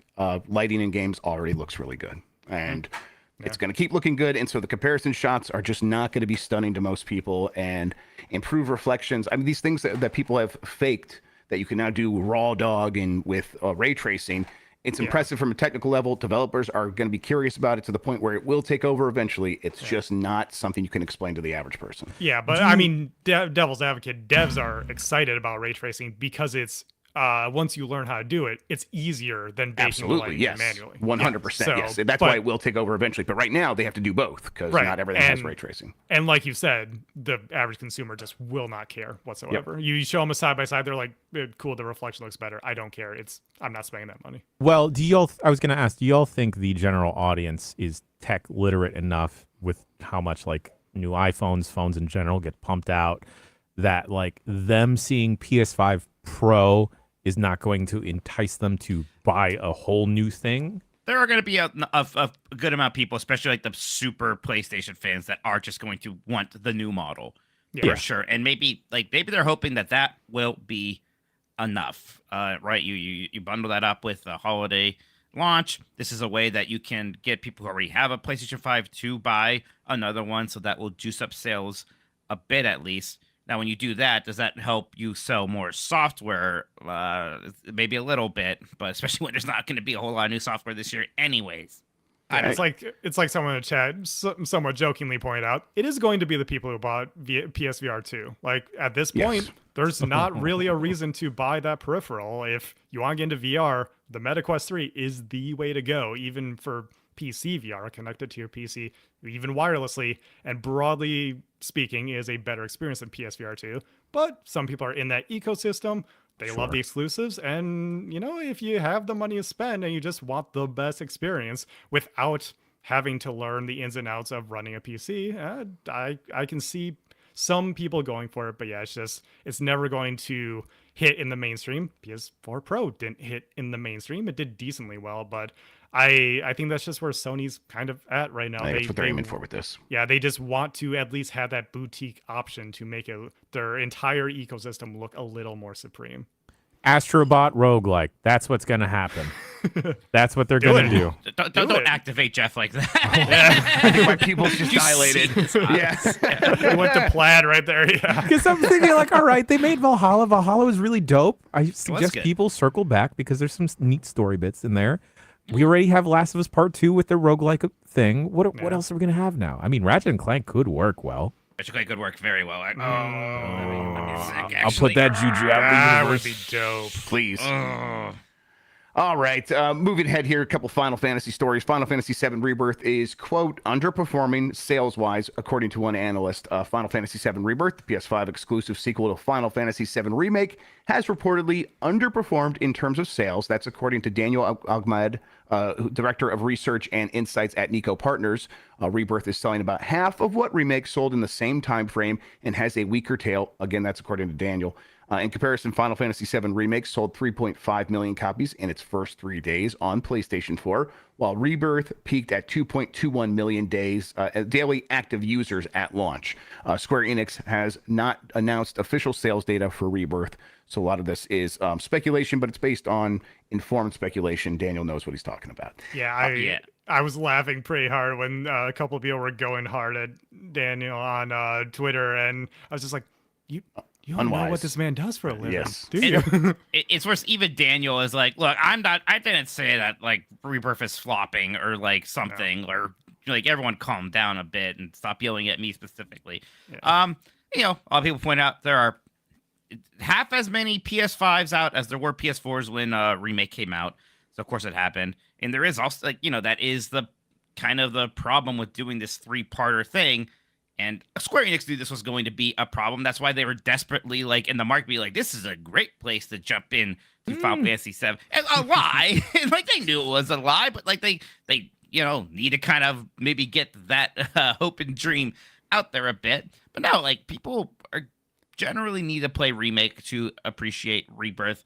And that's, fine for the sort of long term, right? People are going to keep coming to this game. But yeah, it was never going to be something that was going to like jump out of the gate and sell 5 million copies in a week, even being in the 90s on Metacritic, which you think would be some kind of a big deal, right? But no, it is just challenging, and it is incredibly ambitious what they're doing, and I'm glad that they did it, right? It's definitely the right move creatively, but yeah, it always kind of meant that sales were going to be interesting, especially you're not going to have a PC version right away. Right. This entire thing is kind of just a duh moment. It's a sequel to another game. It's exclusive to one platform that, is doing decently well if you actually look at the numbers, but also not everyone owns it, whereas everyone owned a PS4 by the time Remake came out. Like this just was never going to sell as well, and I would almost argue it's doing pretty good, all things considered. I would say it's doing pretty good. Yeah. We kind of have to have a reckoning of like what is a good selling game, because there's such a weird spectrum of these games that sell 40 million copies, and they're just on their own planet. That's their own thing. I mean, I think it also doesn't matter, right? Because what we think as good or bad, it's like what the company is going, how are they going to react to this is always what the reality actually matters. And so it's Square Enix. I don't know. I think that they're going to see Final Fantasy VII Remake trilogy through. Like that's not a question. But I wonder when they look back on it if they'll feel good about it. I imagine that what's actually happening in this like exact moment is what happens with a lot of trilogies. The second part does the worst financially. That's usually traditionally how it's worked. Not always, but even traditionally Empire that's how it works. Strikes Back, which is like everyone's favorite movie ever, made significantly less money than Star Wars did. And Return of the Jedi. And then I think that once it's complete, everyone's like, all right, now I could show up for the whole thing. Is what I imagine. My brain went to Attack of the Clones as my Star Wars sequel. Which I think is also true. And even I'm not that young. Come on. How dare you? Okay, well then Final Fantasy 16 was successful in attracting younger players. That's according to the DLC director. Final Fantasy 16 has successfully attracted a younger audience due to its action-based combat system, according to the DLC director, Tekio Kujirako. Square Enix aimed to appeal to a wider market by deviating from turn-based combat. Survey results indicate that more people in their teens and 20s played Final Fantasy 16 compared to previous games in the series. While future Final Fantasy games might not follow the same direction, this achievement opens up new possibilities for the development teams.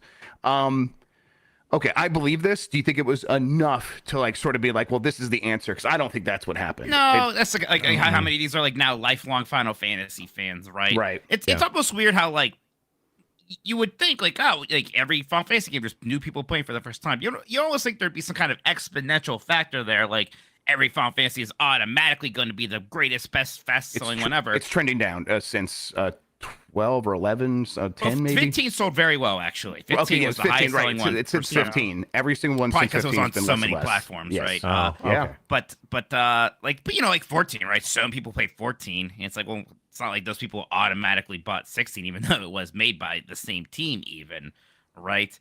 So I think it's great that you brought in new players. I wonder if it was worth the amount maybe you pushed away with such an incredible departure in a lot of ways. Probably fine. But again, like, what's the retention, right? How many of these, 18-year-old somethings are going to be back for the next Final Fantasy when, it inevitably clearly doesn't even look like 16, right? They're not probably going to do another character action one. They're probably not even going to do another medieval fantasy one for a good while. Yep, 10 years. Wow, 10 years, probably 20 years. God. I think the perspective is important here because I try to remind people Final Fantasy often doesn't do like amazingly.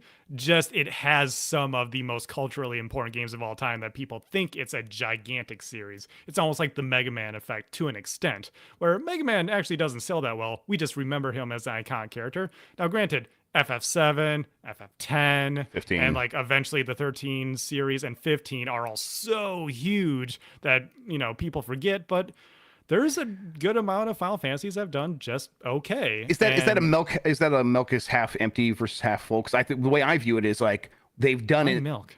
Or, the glass of milk is half empty. That's is it just because you're looking at me? I was gonna ask, is it because it's Shawn and it's milk? Yes, but also it's the 2%? Is it soy? I don't know. Most people imagine water in the glass, but continue, Jeff. Oh, Anyways, sure. yes, Yes, please. okay, fair enough. Why do I imagine milk? All right, now this is back on me. Now we're wondering. Okay, well, we're gonna analyze that later tonight, I think. It's the age-old question. When you like have those games that have like 4 games in a series selling north of 10 million copies, to me it's like, okay, well that franchise could be bigger than that going forward. And the fact that it does keep falling back to earth, I'm like, okay, what is happening there? I don't know. I mean, I part don't of know, it maybe was like- also 16 is the same thing as Rebirth. It's exclusive to one platform. Yeah. It's a big part of it, probably. Yes. But I don't know. There's a part of me again, like maybe the glass half full. It's like, hey, a normal Final Fantasy is gonna sell like 3 million copies or something. That's pretty good. Again, what I'm saying, like maybe we need to be happier about games that sell a few million copies. Yeah. And every once in a while, for some reason, it'll really pop off, and you'll have one that sells 10 million or whatever. But I think you kind of, when you go into it, maybe you have to be ready with that baseline. Like, okay, maybe the normal case here is that we're gonna move a few million copies. Exactly. Yeah, I think you're absolutely right about that. I do think you're also right that this is going to be a bit of a one-off, and related, Final Fantasy does experiment a lot. Yeah. So them trying one Totally. that is more than an action RPG is significantly more in the character action genre with just a few little bits of RPG elements. Yeah. This is probably going to be the only time that they do that, because they know that a lot of people did not like that. I personally thought it was great. I know as a character action game, it's not like the pinnacle, but it's fun enough, and I really enjoyed it. For the most part, I have issues with like the story and everything, which is I think much more important to criticize, especially considering the team that was working at. That just really felt weird. But yeah, if you're hoping that 17 will be something else, don't worry, it definitely will. I think it's interesting because you see the Final Fantasy competitors across the board kind of going back to being super heavy turn-based, like Persona has just been popping off, and then Like a Dragon adapting that And trying to be like Dragon style. Quest. Is the next Dragon Quest? I can't ever remember that one. Is that the one the first time they're gonna like a departure from It's turn-based 12, a little and they bit more? they said like, oh, it's gonna be a departure, and that's all they said. We Okay. don't know what they mean by that, and it might not that's what really I thought, mean okay. anything. Based on like the title screen type thing that they showed us, it might seem that they just mean tonally it's going to be a little darker. Oh, these slimes don't smile anymore. Grumpy 'Cause slimes. 11 they said was going to be an action RPG, and the Japanese audience that heard that at some event or whatever revolted. They were like, no. Dragon Quest is Yeah. sacred. That is our turn-based RPG. That's the one that you is don't mess chill with. and Yep. simple. Yeah, that's the one you don't mess with. So I don't know if they're gonna actually do anything more than maybe a ATB type of switch up. A question and an observation here. In Like a Dragon Infinite Wealth, I know you can move your characters around. Does that matter for the Yes. combat? The Yes. positioning is Yes, important. totally. Because It can be very important. it has like as you select an attack to hit an enemy, it has like an arrow pointing where they'll land afterwards. So like you can knock them into something, knock them into Okay. your Yeah. teammates. Chain I- attacks. Yeah. I I think the of next, think of it like the one more system. Like is sort of how Okay. that works. I think the next Final Fantasy will be something like that. It'll feel a bit more turn-based, but it will still have that. Just I'm thinking of Dan as my use case here, because like Dan, quote unquote, like hates turn-based games, right? But he liked Infinite Wealth for some reason. Because I think So there's just like an active component to it. Yeah, he Right. likes Rebirth a lot too. right, and well, Rebirth, I would be completely fine if they just used Rebirth. Oh, the- yes. the battle system as I a think basis. they will personally. I think so, They too. should. It's so good because it is Okay. just like this perfect combination of Best the of both more worlds. like real-time actiony thing, and then like those moments where you stop and you issue commands. Oh, I love that combat. Hear me system. out here. Hear me out here. Since we are now a pro Kingdom Hearts website, Yes, been officially declared. Kingdom it's Hearts true. 4. We may not get direct control over a Donald and Goofy, but perhaps other team members, maybe. Oh, interesting. Oh, you could directly control Donald or Goofy in Kingdom Hearts 358 over 2 And now we're an anti-Kingdom Hearts website again, everybody. We did it. No, All right. Mike, we were so close. Days No, over 2, Mike. You almost had it. You almost had it. Jan, he doesn't have that power. Don't worry. Yeah, he's outnumbered. Yeah, what are you did going you? to do? Just keep What? on with the news? The democracy, I guess. All right. This isn't how that works. There's no democracy here. Wait, All it's right. political? Yes, it's anti-political. Always has been. Last thing here from Square Enix. Square Enix hopes to develop Final Fantasy VII Remake Part 3 in about 3 years. That'll help, I think, because 3 years is not that long these days when it comes to making video games. And you sort of take that time, the intervening time, get 3 ready for sure. But then you get ready to represent the entire trilogy at that point. And I think that gives them a lot of leeway to win a lot of people back who did, I think, get turned off by like, I don't want to have a cliffhanger. I want everything at once, and I'll show up then. And I think they will be able to capitalize on that. That would be a quicker turnaround than Rebirth to the remake to Rebirth. So that would be interesting. Hey, Shawn, I have a bucket Shawn style question here. What do you think the re-word will be in Part 3? And before you say, did you see that they wanted to use reunion for Part 2, which makes sense because they say that word constantly, but then Crisis Core stole it from them, so they couldn't. I mean, reunion should have been Part 3, 100%. If you know how the story works. I can't now. I watch Maximilian's videos all the time, and I think I've been poisoned by him saying something along the lines of like reclamation. I don't know how. That would be a bit long, but it'd like be a bit something long. like that. I know it does actually start with RE, but it's not like the re sound. Exactly. It's re. It's a soft. Yeah. I don't know. I feel like you can't do something. I see some suggestions in the chat. You can't just do something as simple as like return or something like that. Or how about revive? What about revengeance?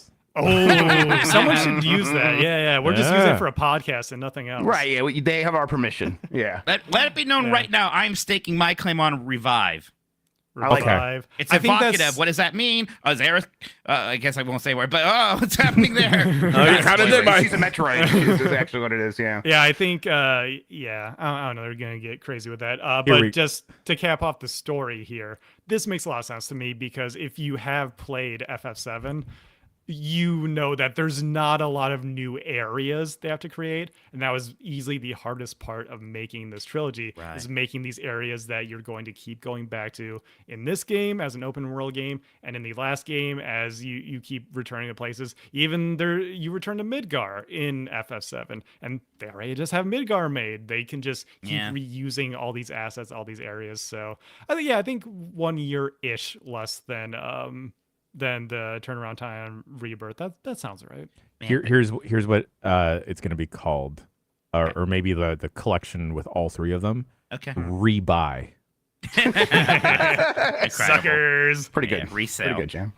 Man, with how indulgent they got with the ending of Rebirth, I can't even imagine how far up the road that's going to get with like the last Rejoice fight with Sephiroth. Rejoice is good too. All right, Jan's going out there. Jan, are you gonna finish this game? Are you gonna finish Rebirth? I have to. Okay. Because like we're waiting on you, by the way, for the spoiler cast. I don't think we've actually said that, but I know. I feel it in my bones. It's just like I'm just staring at these chocobos. You got good games to play, man. I don't blame you. That's the problem. Good games. Meanwhile, over at Star Wars Land, Star Wars Outlaws locks Jabba the Hutt mission behind a $110 premium edition. What? People are really mad about this game. You guys notice this? Yeah. People get really upset about Star Wars in general. People all just the get time. mad nowadays, dude. Like everyone needs to chill out for a second. But it's like it's that balance, right? Where I'm like, okay, I'm not upset about too many of these things, but people should be able to say their criticisms because usually I benefit from that. It keeps developers and publishers in check. Yes. And yet sometimes I'm like, y'all are kind of being a bunch of dicks. Just chill out. Who cares? Yeah.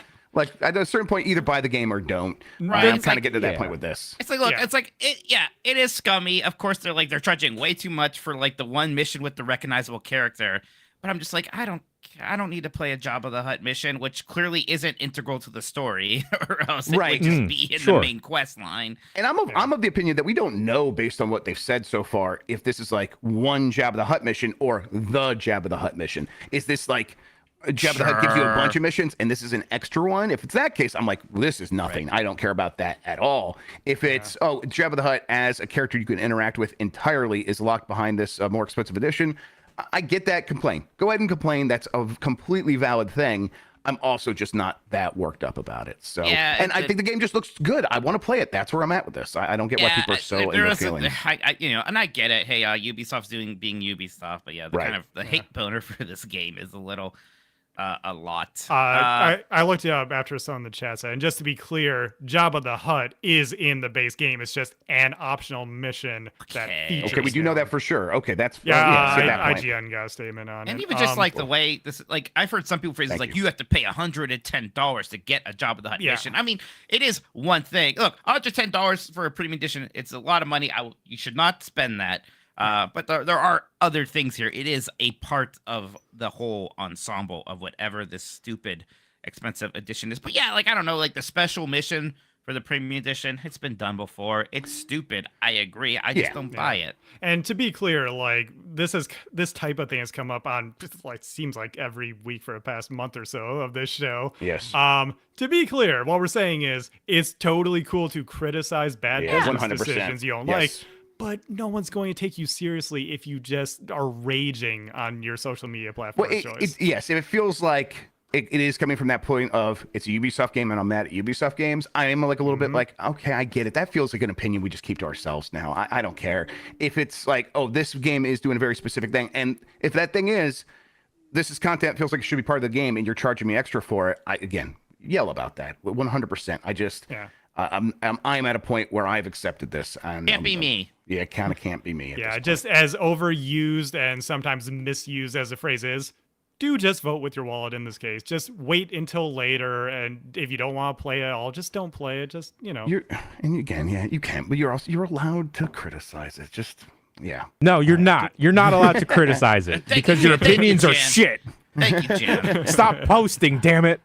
Yeah, maybe that's a good idea. Some people definitely need to do that. Yeah, I'm working on it. All right, I'm working on it. No. You get 12 podcast points. Oh bro. my God! Would Jeff stirred the shit with his Pikmin Forest sold better than Final Fantasy VII Rebirth thing? Then later posted the gif of him in the backup costume doing his try. That was the funniest shit. An excellent tweet. Thank you. I appreciate that. Yeah, that's one where I'm like, this is like purposely stirring the shit, but every normal person's gonna get that, and they did for the most part. Do you know the Super Giant Games just tweeted about Hades too? Would you like for me to read that to you? Yeah, actually, please read that because I didn't put it in the news. We saw that during the break. Thank you. We're getting close to launching Hades 2 in early access. A key step prior to that is our Hades 2 technical test, which we plan to begin shortly. And then it's just like, hey, you should sign up for that. So a Hades 2 technical test. We did it. Coming. No one sign up for that because I want me to get picked. Yeah. So don't. So that's even before early access is this technical test. So all right, that game's gonna be playable. One step closer. They have continued to say that the early access will launch this year. So this is a step towards that. Can't even imagine. I liked Hades so much. I can't even imagine how much I'm going to like a Hades 2. I know it's a beautiful thing to imagine, but it's like at a point where I'm like, it doesn't feel real. So the idea of actually playing it, that's going to be excellent. All right. Bunch more headlines. We'll get through these ones. The Fallout TV show gave the Fallout games a huge player bump, as everyone remembers that they actually do like Fallout.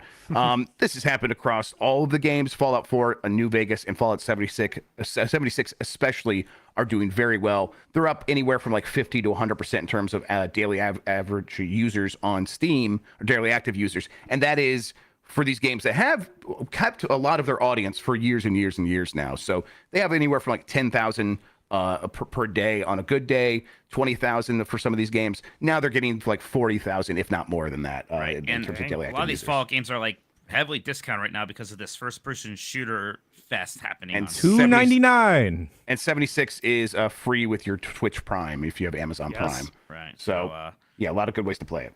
Yeah. And we said this before, but boy, I bet they would be happy if there was like a new $70 game that all these new Fallout fans could be buying. Yep. A lot of other companies have found ways to take advantage of that. They missed the opportunity here, but I think getting people to play these games at all, selling a few copies here for $10, they're going to be happy with that as well, for sure. And Fallout 4 has a lot of DLC, and like Fallout 76, of course, the whole business model there is buy other things. So just getting players in there is helpful. Do you Yep, think and then, Fallout Shelter is also popping off, just like all It's these got a other little Fallout pop games? off. That's when I'm almost surprised. Like they didn't like. Well, let's get a Fallout Shelter 2 at least going. I mean, for even an this. update, I- right? I think the base one is actually still doing decently well. I heard something Oh. about it recently being like, oh yeah, people still play this. There you go. Cool. And then, yes, the Fallout 4 next gen patch, as Hammond of Texas and chat points out, 8 days from now, that's going to launch, and that'll probably help as well. Put it in front of people once again. Oh, Grub, did you see that the PC version of that patch has some exciting new features like widescreen? Yeah. I was like, what do you mean? They said widescreen and ultra widescreen. Like, all right. I think maybe the person who wrote this didn't quite know what was happening, but that's okay. They mean ultra wide and like super ultra wide. Yeah, I'm sure. exactly. Yes. So like, was that not 16:9, but like 24:9 and then 32:9? Yeah, 21 and 32. Yeah. 21 and 32. That's right. That's so hot. Nintendo won't be attending Gamescom 2024 in news that isn't hot. This is mostly just, hey, them saying, hey, yeah, Gamescom, often we are there. Often we have a pretty big showing. We're not going to be there, and we're not bringing any games, and we won't be at like opening night live. People are taking this as bad news. To me, this feels like that is an indication that they're holding back something that we're going to want to talk about at another place, probably, if not right away at that point, but not long after. How do you guys read this? I don't know. My initial read is like, yeah, they don't have much to talk about. Sure. Yeah. It's been a slow year for them. It's going to be continue to be a slow year for them. We are going to get, ports and remakes. So they're going to get a few more of those announced, and yeah, maybe we're going to get a direct this summer to announce a few more of those. But yeah, nothing. They don't have anything to spare for a Gamescom right now. Yeah, They right. also aren't ready to like do a ton of backdoor meetings about the Switch 2 at this point, because even that is kind of far enough away. Nintendo can dictate their own cadence of what they want to do and when they want to do at this point. Oh, wait a second. This is how the Switch 2 info first leaked out as well. Gamescom, right? Gamescom, And then so maybe they're and, like, we don't need to go there One again. Lexi this Luddy year." was like, people were talking about this at Gamescom last year. Lexi, this Yeah. is all your fault. Way to Thanks go. a lot. How could Lex do this to us? I Jeez. know. So yeah, we'll see. I mean, okay. So Gamescom is in August, right? Is that normally when they do it? Yes, Sure. So? Okay, so yeah, they weren't going to have anything ready to go for August. Nah, But that's you the think- real reason, yeah. Yes, but do you think we get news about Switch hardware before December? before December, yes. Before December, Yeah. Before the something. end of at this least year. at least the NX style tease. Right, you know? exactly. Just the barest of blips, the smallest We'll little get things. a name. Yes. Okay. Even like a code name said out loud publicly by them, I think would qualify to a certain extent for me. Yeah, So- I think we're gonna get like investor-y information this year, and Yeah. then we'll get some kind of reveal trailer. Yeah, at the end of the year, early next year. well, in The that case, vengeance. yeah, Switch for vengeance. In that case, Vengeance. August comes around, you're like, yeah, let's just stay at home, continue to work on that marketing campaign because that's going to launch a few months later, for all intents and purposes. Right. I'm still, it's the stupidest theory that I have, but I'm dead set they're going to have a wearable. That is in the box, Jen. I actually, at the end of the day, a gimmick like that wouldn't surprise me at this point because that's the kind of thing where it's like it's optional and it can be like a few features here and there, and then it goes in a drawer, and we can keep selling you video games on the thing you actually bought. Rob the Robot is something they've always kind of thought about. Nintendo Sometimes could it's be just like- like features they add on top. Yeah. Here, have a fun watch. The watch has like another feature if you want to use it or not. Right. I could see it. All right. Nintendo Indie World is returning tomorrow. Nintendo will host an Indie World showcase tomorrow at 3 p.m. UK time. So that means that's going to be like, what, 9 a.m.? 10 Eastern. 10 Eastern. Thank you. The announcements will focus on games coming to the platform in 2024. Unlike the main Nintendo Direct presentations, Indie World presentations focus on smaller indie games, as the name implies. All right. Yeah. All right. Soon heaven. Are you ascending?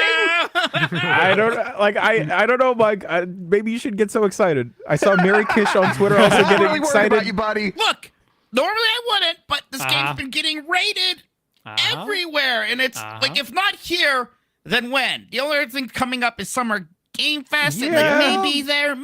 I think so. Didn't they do a shadow drop at Summer Game Fest? Yeah.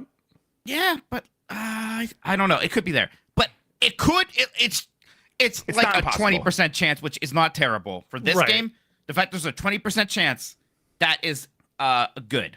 It's absolutely 10% possible. luck. Yeah. You know, I 100%. think we keep saying Spoon Heaven. We never, yes. Hollow Knight Silk Song. Oh, man, to be clear, I'm talking about Hollow Knight Silk Song, not the name Jeff thought it was. Spoon.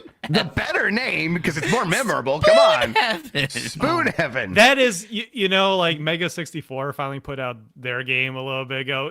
If we make a Giant Bomb game, it needs to be Spoon Heaven. We should Heaven. trademark it Whatever again it to is. protect that. Yeah. It'll be a very big handcrafted Metroidvania.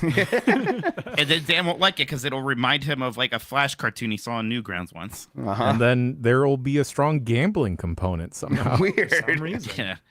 All right, last couple of headlines here. EA's Black Panther game will be open world according I'm to job shocked. listings. Yeah. Yes, and for one, this job listing does just straight up say you will be crafting stuff in this game's open world. So this isn't some like suggestion or a thing where a job listing says if you have experience in this, that'd be nice. It's like no, they're saying the game has an open world, and then of course, as Mike implied, big surprise for a superhero action game, especially one where it's Black Panther. I mean, you can imagine being in Wakanda and exploring that alone. But if they put him in another environment, that would also be very cool. This is the Black Panther game that had a trailer out recently. No, that was the one with Captain America. That's okay. a completely different one. That's 1943, and that is the one where it is the previous Black Panther, T'Chaka, and Captain America during World War II, and That's is from the Amy Hennig Hennig. one. That Yes. one will not be open world. That'll be Okay. like your Last of Us, Uncharted style, mostly linear game. And then this one is from people who used to work at I can't remember the name of the studio, but they worked on A Shadow of Mordor, and they did those two games, and now they have a new studio at EA making this game. So that's the lineage there. And then there's also the Iron Man game from Motive, which Monolith? Monolith, yes, Monolith is the Shadow of the Shadow of Mordor team. That sounds right. Sorry. And then my the brain. Iron Man game, and that's a different as well. All right, and then Persona 1 and 2 remakes are coming. It's claimed. John. Yes, Bucket and John, they don't have colors. I'm yeah, sorry. this is the one where the colors don't matter. It's okay. It was a different okay. time. Bucket Chan can change these things. Yeah. I tell you what, if they got remade now, they would have colors. They would get They a have color. to. That's if big brain, big brain. no. 6 is green. They retroactively make 1 and 2 purple and orange. It all comes together. There you go. Oh, we're gonna run out of colors though. Oh boy, if Perception. There's no more Sean colors. and Bucket Sean had a kid, it would just be called Bucket Sean. Yeah, Bucket Sean. Boy. Don't fuck the bucket, Sean. Yeah. Jesus Christ. Yeah. Bucket Sean, oh, you're my best friend. Must have been. Green until the end. Okay, all right. Hey Siri, Summer Game Fest, Bucket, right Sean on it. Thank you. There you go. This is nice. Those games are very old. I mean, they're very different than what most people expect from a Persona game.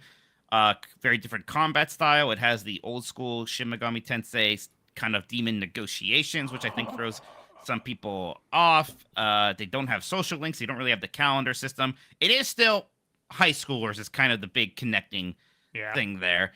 So I'd be curious what this would look like. Even, the leaker here is like, maybe this is going to be more of like a remaster, less like some big Persona 3 Reload style remake. Sure. So who knows? Also said, like, don't expect this anytime soon.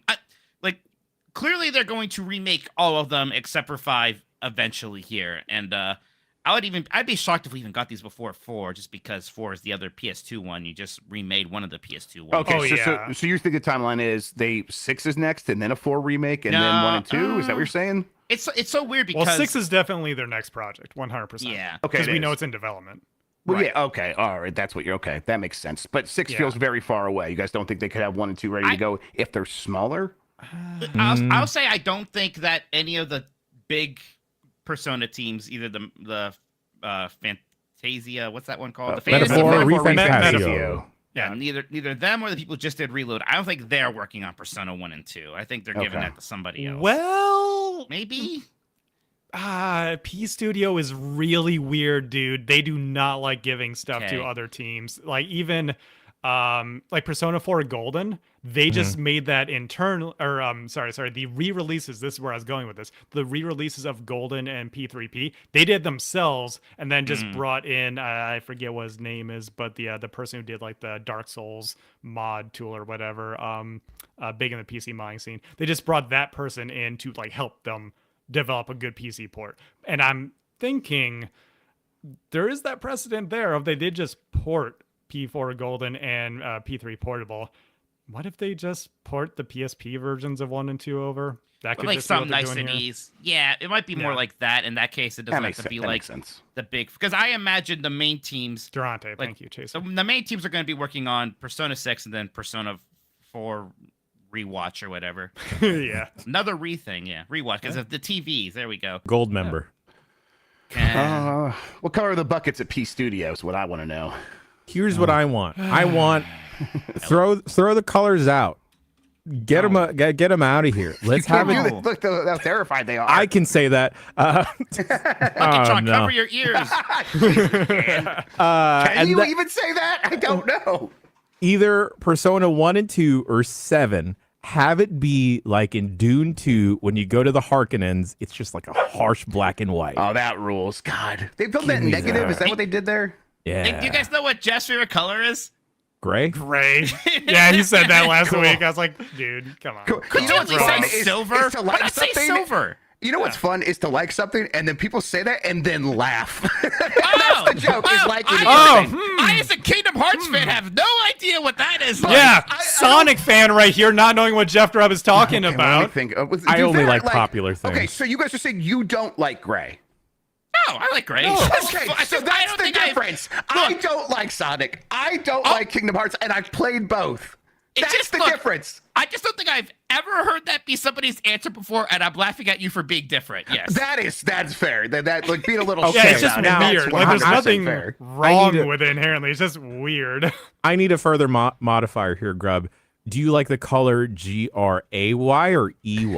GRAY. What is the difference between the color silver and the color gray? There's like a sheen. Radiance, right? Radiance. What about chrome? Like these are just all different versions. Well, okay. I don't like the shiny aspect. That's why I like gray. Mike Minotti, I need you to imagine in your mind's eye. All right, think of Silver the Hedgehog. He's right? black. Wait! Oh! I got silver and shadow mixed up. Okay. Now think of if instead of calling him Silver the Hedgehog, we called him Gray the Hedgehog. Very different. Wow, that's cool.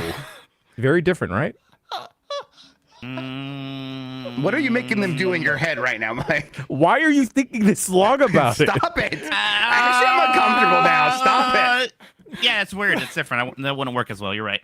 There you go. All right, thank you for participating in this exercise. Sorry for y'all hear about Keanu Reeves being the voice of Shadow the Hedgehog? Yeah. What is happening? I wish it was Hayden Christensen. That'd be funny. That'd be They really should great. get him for silver now. How dare you, Mike? That's cruel. Star of Little Italy. All right. Let's get to this last story because it's a wild one. Japanese Pokemon Scarlet and Violet hacker has been arrested for selling modified Pokemon. Yep. He apparently made millions of yen doing this. Well, that's not that much money, right? It's like, $20. But they arrested him. They found him. I'm just imagining like running this criminal racket of selling modified Pokemon. I didn't realize it was that much of a scene that you could make that much money. Yeah. My understanding was like Pokemon Company knows when you do this and can crack down on it. So, but like, are people just like running back alley games or something, and that's why it's valuable to them? No, okay. Why do you so do here's this? here's a differentiator. Grub is in Japan. Just anything involving modifying stuff is very frowned upon to the point of, in some instances, being illegal. Okay. I believe console modding is straight up illegal in Japan. That's why I can't get a lift job over there. And so many companies just they do crack down on very weird things, and so I think that's what's happening here. Is just companies are seeing a modification of their game and going after someone. I'm sorry. It's okay, Mike. It's all right. It's all right. Well, I got Okay. some good news. The news segment's over. We're done with that. Yeah, All right. Oh boy. We're learning a lot today about each other, huh? Almost too much. Oh, we're learning sometimes.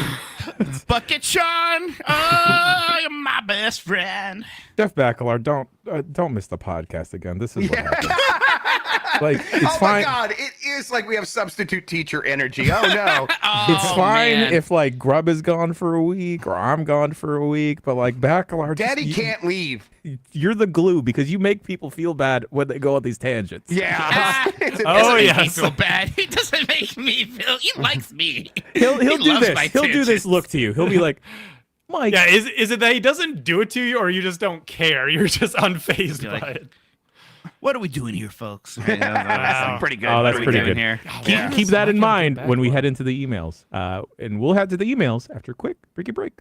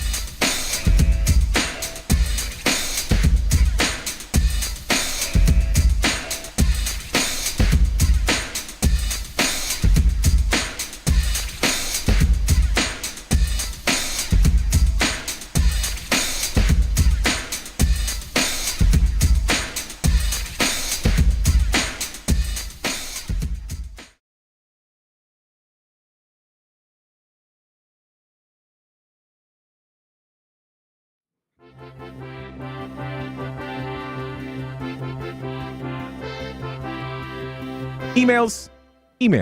Send your emails to bombcast@giantbomb.com. I will read every single one of them. I print some of them out, and then I shred them out of frustration and anguish. And then I send a couple to my mom and point to her and say, hey, people like me on the internet. And then she smiles, pats me on the shoulder, and goes, you're still not getting that $20 that you need right now. Please go do this menial chore for me. Thank you, son. And then I smile and I say yes. Just like I say yes to reading this email from someone I didn't write. Oh, there we go. Corey Porter, film student at KU. Okay. All right. Sure. Corey writes in with a blind ranking. Hey, gang. I've seen some blind rankings online and thought it'd be fun to send you one for best controllers. I will give you 5 random controllers, and you have to rank them 1 through 5 without knowing the next one on the list. So don't pull up the email, boys. Yeah, and I scrolled away without I processing any of it. I saw the first one. That's it. What's best? 1 or 5? Let's say 1. Is the Yeah, Okay, best. that makes in sense. order. Okay. Once you've decided, you can move to the next, but you cannot change the place of the previous get it. ones. Oh, Right. okay. There's a lot of TikTok meme trends Exactly. like this. Yes. Okay. I think it'd be more fun if this were a group decision, but it's up to you if you want to do them individually. I hope you have fun with this. Corey, a film student at KU. So here's the list. All right. I'm going to say the first one, and you 3 decide where this goes, 1 through 5. All right, boys? Gotcha. Okay. The original Xbox S controller. Ooh, S. that one's okay. That was okay. Is that I like would- a 3? I'm gonna put it at 3. I think it's middle of the road. I feel Yeah, I pretty think good. I agree with that. It's Pretty good about almost that. to a 360, which is a much better controller. But Yeah. Yes. Okay. let's go 3. So we're putting it at 3. All right. Look Yeah. at you guys deciding so quickly together. I'm proud of you. Next one, the GameCube keyboard controller. It has way more buttons than any other controller that they're going to bring That's up. And true. that more So much is better. God, okay, this is tough because it's like I would like using that thing, and it's still like a GameCube controller just with a keyboard in between it. Yeah, it's just like a controller that you can also use to like talk shit to your friends in Fantasy Star Online. Okay, so here's the thing. Jokes aside, I genuinely think it would be tiring to have your arms like held out for You're a not long wrong. time. That's why you kind of rest on your lappy lap as you play. Oh, I do. I mean, that's why I actually don't have it back there. I usually have a pillow on my chair because I use that to like rest my hands on while I'm playing a game. I think but we even gotta- then, Then we got to do 2, because I think we're going to have 2 that are going to be definitely worse than the Xbox S controller. And we're I not feel gonna like- have 2 that are definitely better. Maybe not. I think they're going to be all jokey from here on out. I think we're going to get like the CDI controller and like I don't a know. chainsaw controller. Oh, we need at least one PlayStation controller, and I think every PlayStation controller is better than the GameCube keyboard controller. Well- I think there's still gonna be one. I want to put it at 4. want Okay, to put so- it at 4 as well. I vote 2, but democracy here. That's fine. We can do 4 then. Okay. You're going to put this at 4. We're putting it You're at going to 4. regret Yeah. your words and deeds, but Maybe. I'll put it I on hope record. so. I also don't love the GameCube controller. I think it's a very good controller, but You're a bad person. We get it. Okay. All right. Continuing down the blind rankings, the Steel Battalion controller. Oh, what did Mikey say? They're all going to be jokey, and now here we are. So is this number 1 or is this number 5? well, we also have 2. Yeah. Right.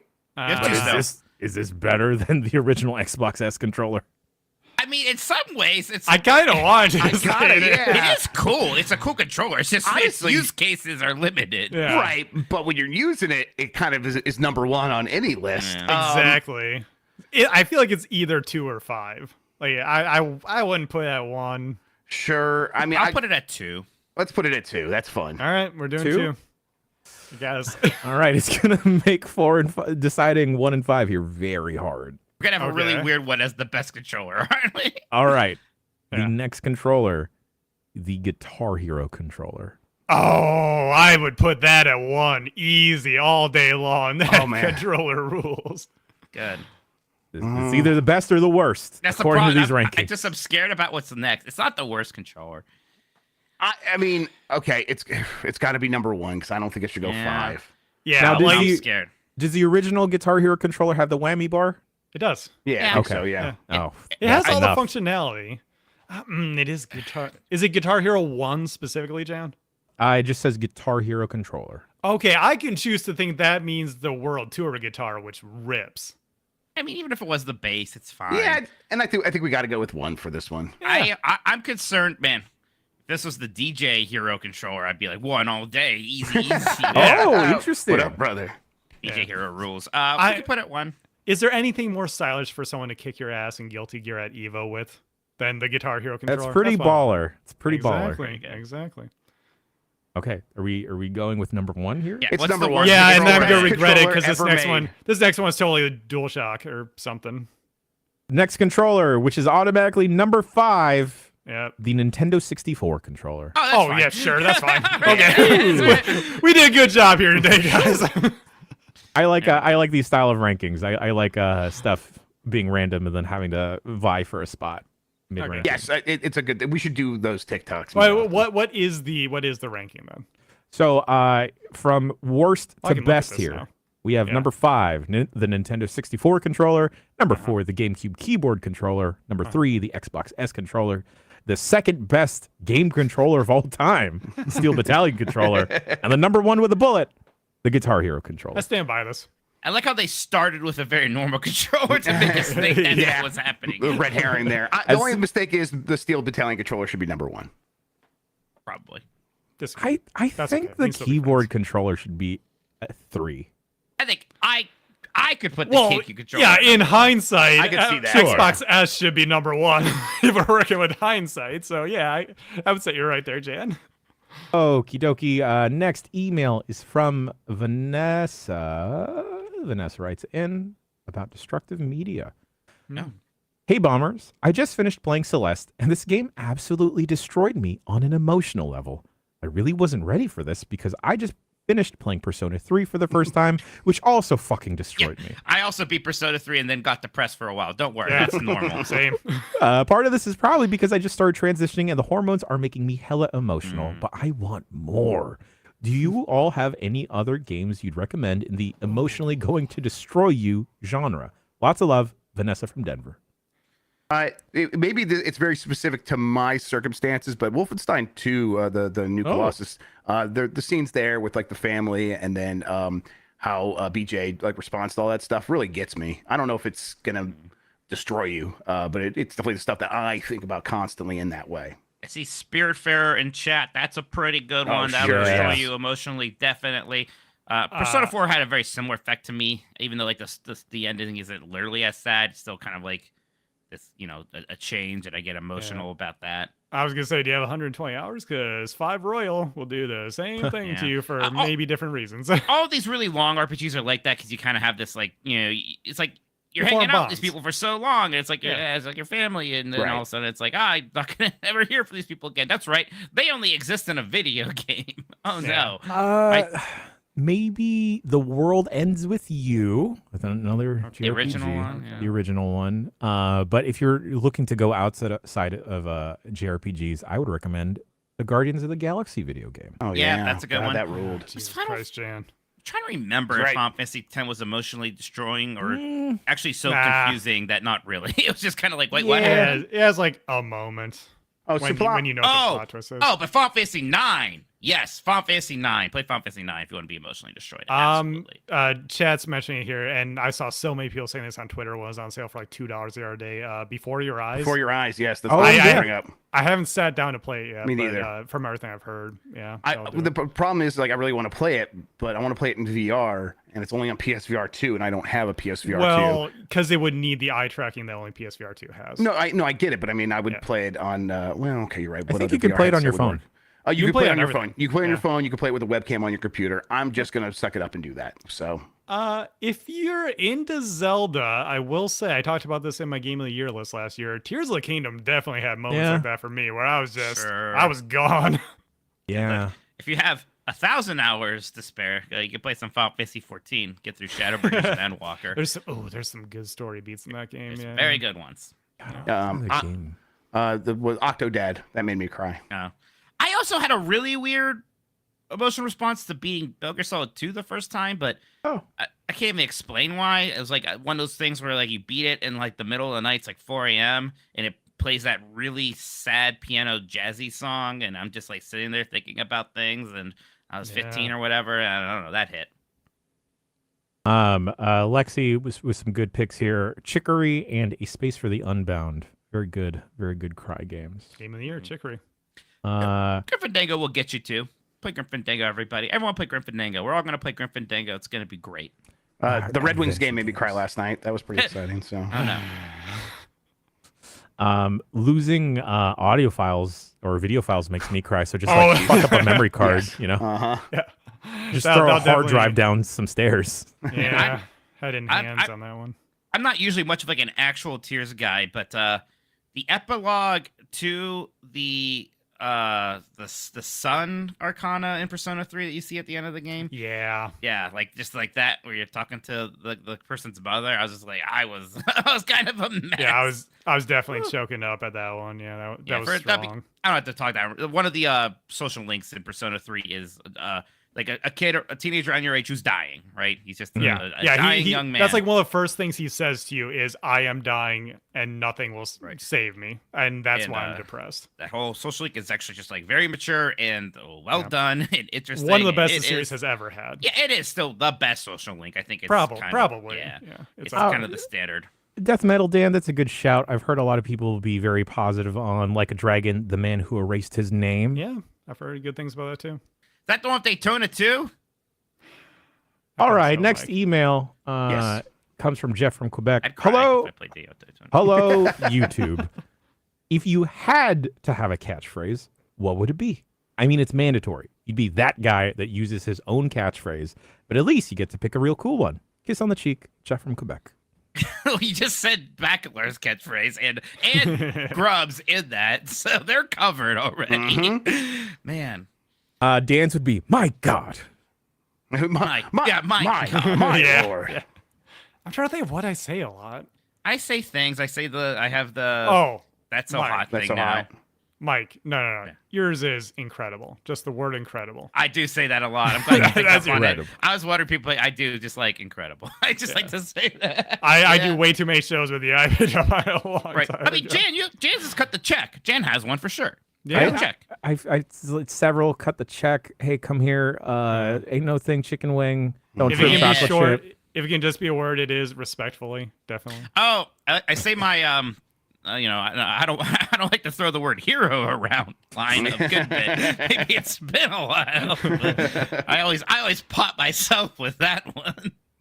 I think I stole that and That's So Hot from the same real life friend, so I feel kind of bad. Poop City? No, don't Clam feel Jam? bad. That's just language. Because like someone's like, "Hey, no, look, it's Jeff's thing." I'm like, "It's definitely not. That's something. I think that's like a Midwest thing almost." But Right. Yeah, it you know, definitely like, is. Look, Yeah. Yeah, look. Look. Observe. Lucy's is Kermit the Frog here. Grow You had up to sneak is it in there, didn't you?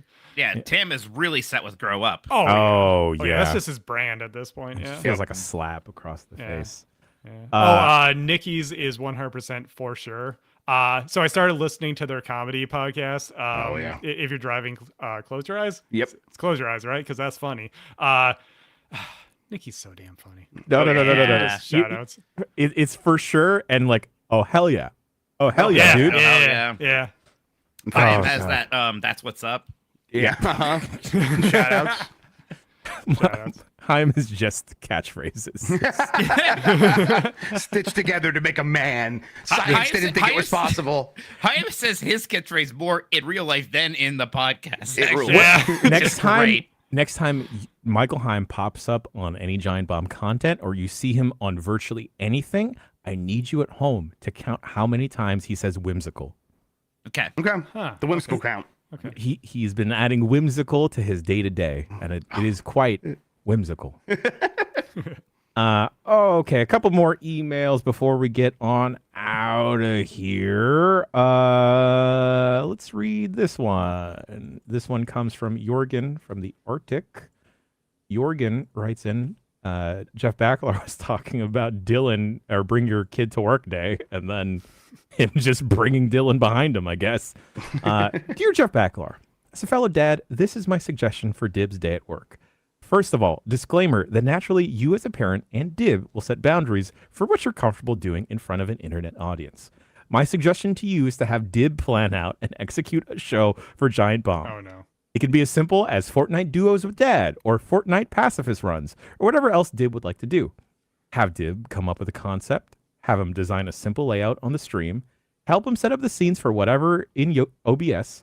Dib can write a short intro to perform at the top of the stream and sign off at the end, then have fun streaming with his dad. If performing scripted intros and such is too much pressure, you can have Dib write them and you execute them yourself. The point is to give a little bit of insight into the show, to show the job is not just fucking around on YouTube, and getting to share your work experience as a bonding moment with your son is really awesome. If you make him sit in on a budget meeting, however, you'll just murder his will to ever participate in adult life ever again. Good luck with whatever you come up with for Dib's day at work. Take care and say hello to everyone from me. Okay, bye. Jorgen from the Arctic. I like this. I approve. I love free child labor, so let's make it happen. Yay. Yeah, we totally missed out when Dib was on spring break, having him play Fortnite with us. We should have done that.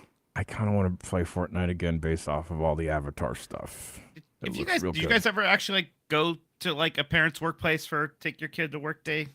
I would go to my think mom's so. office for like Christmas Eve, but it wasn't like to do work stuff. It'd just be to hang out. Like, I don't yeah, think so. like I'll go to my dad's like doctor's office, and it was like no different than when like I was sick and like nobody was home, so I just went there. Like it's not like I went into like the rooms with him, right? I just kind of hung out with Sure. the secretaries and kind of annoyed them and played on a typewriter or something. Yeah. All right. We have one more email about bringing your child to work. And Dave in Sheffield writes in, "Hey there, Bombless. Discovery Channel has Shark Week. So how about for Bring Your Child to Work, GB has Dib Week? A whole week of dip. Uh-oh. Back to school special featuring Dib quizzing Jan. Why am I? Okay. No, Dib, Okay. Are you smarter Sorry. than a Dib grader? I like it. Oh boy. Dib does Blight Club. Does he know how bad Sonic games truly are? Thursday Night Throwdown. Can the community beat Dib at Rocket League, Fortnite, and Roblox? The very online show. Teach Dib about why he shouldn't be playing Roblox. What current or old GB content would you like to see featured on Dib Week? Lots of love. Dave in Sheffield. P.S. Give Jan a kiss on the lips for me. Oh, Make, Dave. Okay, make so- Dib play all of Persona 4. Oh, God. Yeah. I was going to say, Film in 40s with Dib. back to school does still need to be Dan and Dib. We just need those two on content together. Yeah.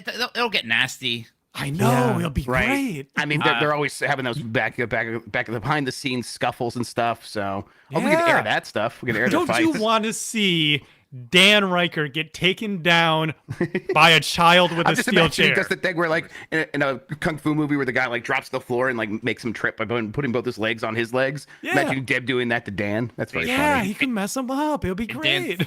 In Dan's hard drive interview, he like continued the Dib like storyline, and there were like Yeah. comments like, "That's messed up. You shouldn't do this to a kid." Yeah, That was incredible. to break kayfabe, everybody, Dib's in the bit. Look at It's Shawn okay. using- I'm, look at Shawn I'm using- sorry. I'm sorry I'd do it, but yeah, it's Guys, all cool. It's all Believe it or cool. not, Dan's not actually being mean to a child. I know. Shocker. I'm sorry, he's not here. He won't know. But just what- so I- listen, Listen, it's fine. Oh my God, I can't wait to see the Reddit thread saying, like, oh my God, they were lying this whole time. Bombcast at giantbomb.com is the email address to send your emails to. Send any and everything, your quandaries, your queries, your quizzes, whatever you want to ask us. We will try and answer if we read it on air. We got a lot of stuff popping off this week. Every week, we got a lot of stuff popping off. This week in particular, this Thursday, we're going to have chef reactions from the TikTok on voicemail dump truck. Hanging out with Jeff Backlar, Mike Minotti, and Dan Reichert, answering all of your food-related voicemails. So make sure to get those sent in this Thursday as well. We'll be playing some Fallout New Vegas with a whole bunch of mods. Blight Club returns, fingers crossed, tomorrow. I also might try to set it up so we can react to that Nintendo Indie World. Oh, Might sure. as well. Sure. I'll be Before up. I'll be GMM, watching. that makes sense. Before GMM. Yeah, Yep. yeah, let's do that. I get ready for the Silk Song announcement. Speaking about GMM, we got GMM popping off the rest of the week, Wednesday to Friday, to tide you over with some video game news. Mentioned Blight Club. UPF, it's looking like we might do some more content warning. Yeah, I think what the idea is going to be like, hey, Jan, you've seen this, but you haven't played. Dan has like held back and doesn't know anything about it. So we're going to like, hey, let's introduce this game to these guys. We're also going to throw Bailey into the fold, so expect some Sean, let's get that shenanigans. mod going. Oh, cool. Yeah, I there like learned we can finally put that server of yours to good use, Jeff, if you still got it. Okay, yeah, I'll see if it'll work. Yeah, We'll we see if might have to do that. Cool, no problem. Okay, cool. And also, we decide, there's some rumblings happening, some royal rumblings happening behind the scenes here, y'all. And then we're thinking, we talk about wrestling too much on this website. Yeah, Correct? we got to lock it down. What Contain about it. we create a containment zone where we have an existing podcast called the Power Bombcast that is very infrequently, maybe like 2 or 3 times a year, showing up just as much as Roman Reigns would show up during the latter half of his title reign. But what if, BCR sometimes, maybe it's a little light on game stuff or game discussions. What if they form their own tag team on Fridays, take turns tagging each other in? So this week we are hot tagging the Power Bombcast. Later this week, look forward to the Power Bombcast and all the original older episodes, including the ones that were locked behind premium, going out onto its old feed so you can hear all the first episode was in 2013, and that blew my mind. Whoa, that's messed up. And there's only been like 30 or so episodes, so Oh, man. Look forward to more wrestling, hopefully in a contained space, folks. We're So gonna if keep you're you safe. if you're tired of hearing shoot, work, kayfabe, it'll be Well, contained. too bad. We're gonna keep doing it. We're gonna keep doing that, but like all the week to week stuff, the sheets we will be keeping there. Look forward to WrestleMania videos popping off as this week goes by. The tailgating video is almost ready for public consumption. Ooh, I can't wait. If you guys want a preview, it's all in Slack right now. Oh, I'll check it out. I'm Excellent. not in Slack. I'll put in Discord, all right, Mike? I can wait.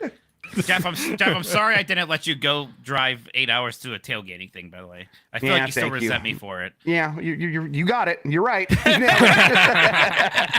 No, that was awesome to hang out. That was great. That was fun. Two things. One, earlier in this episode, Jan said that it was okay when he's not here. It's not. I did the episode last week with Bacalar, and it was so long.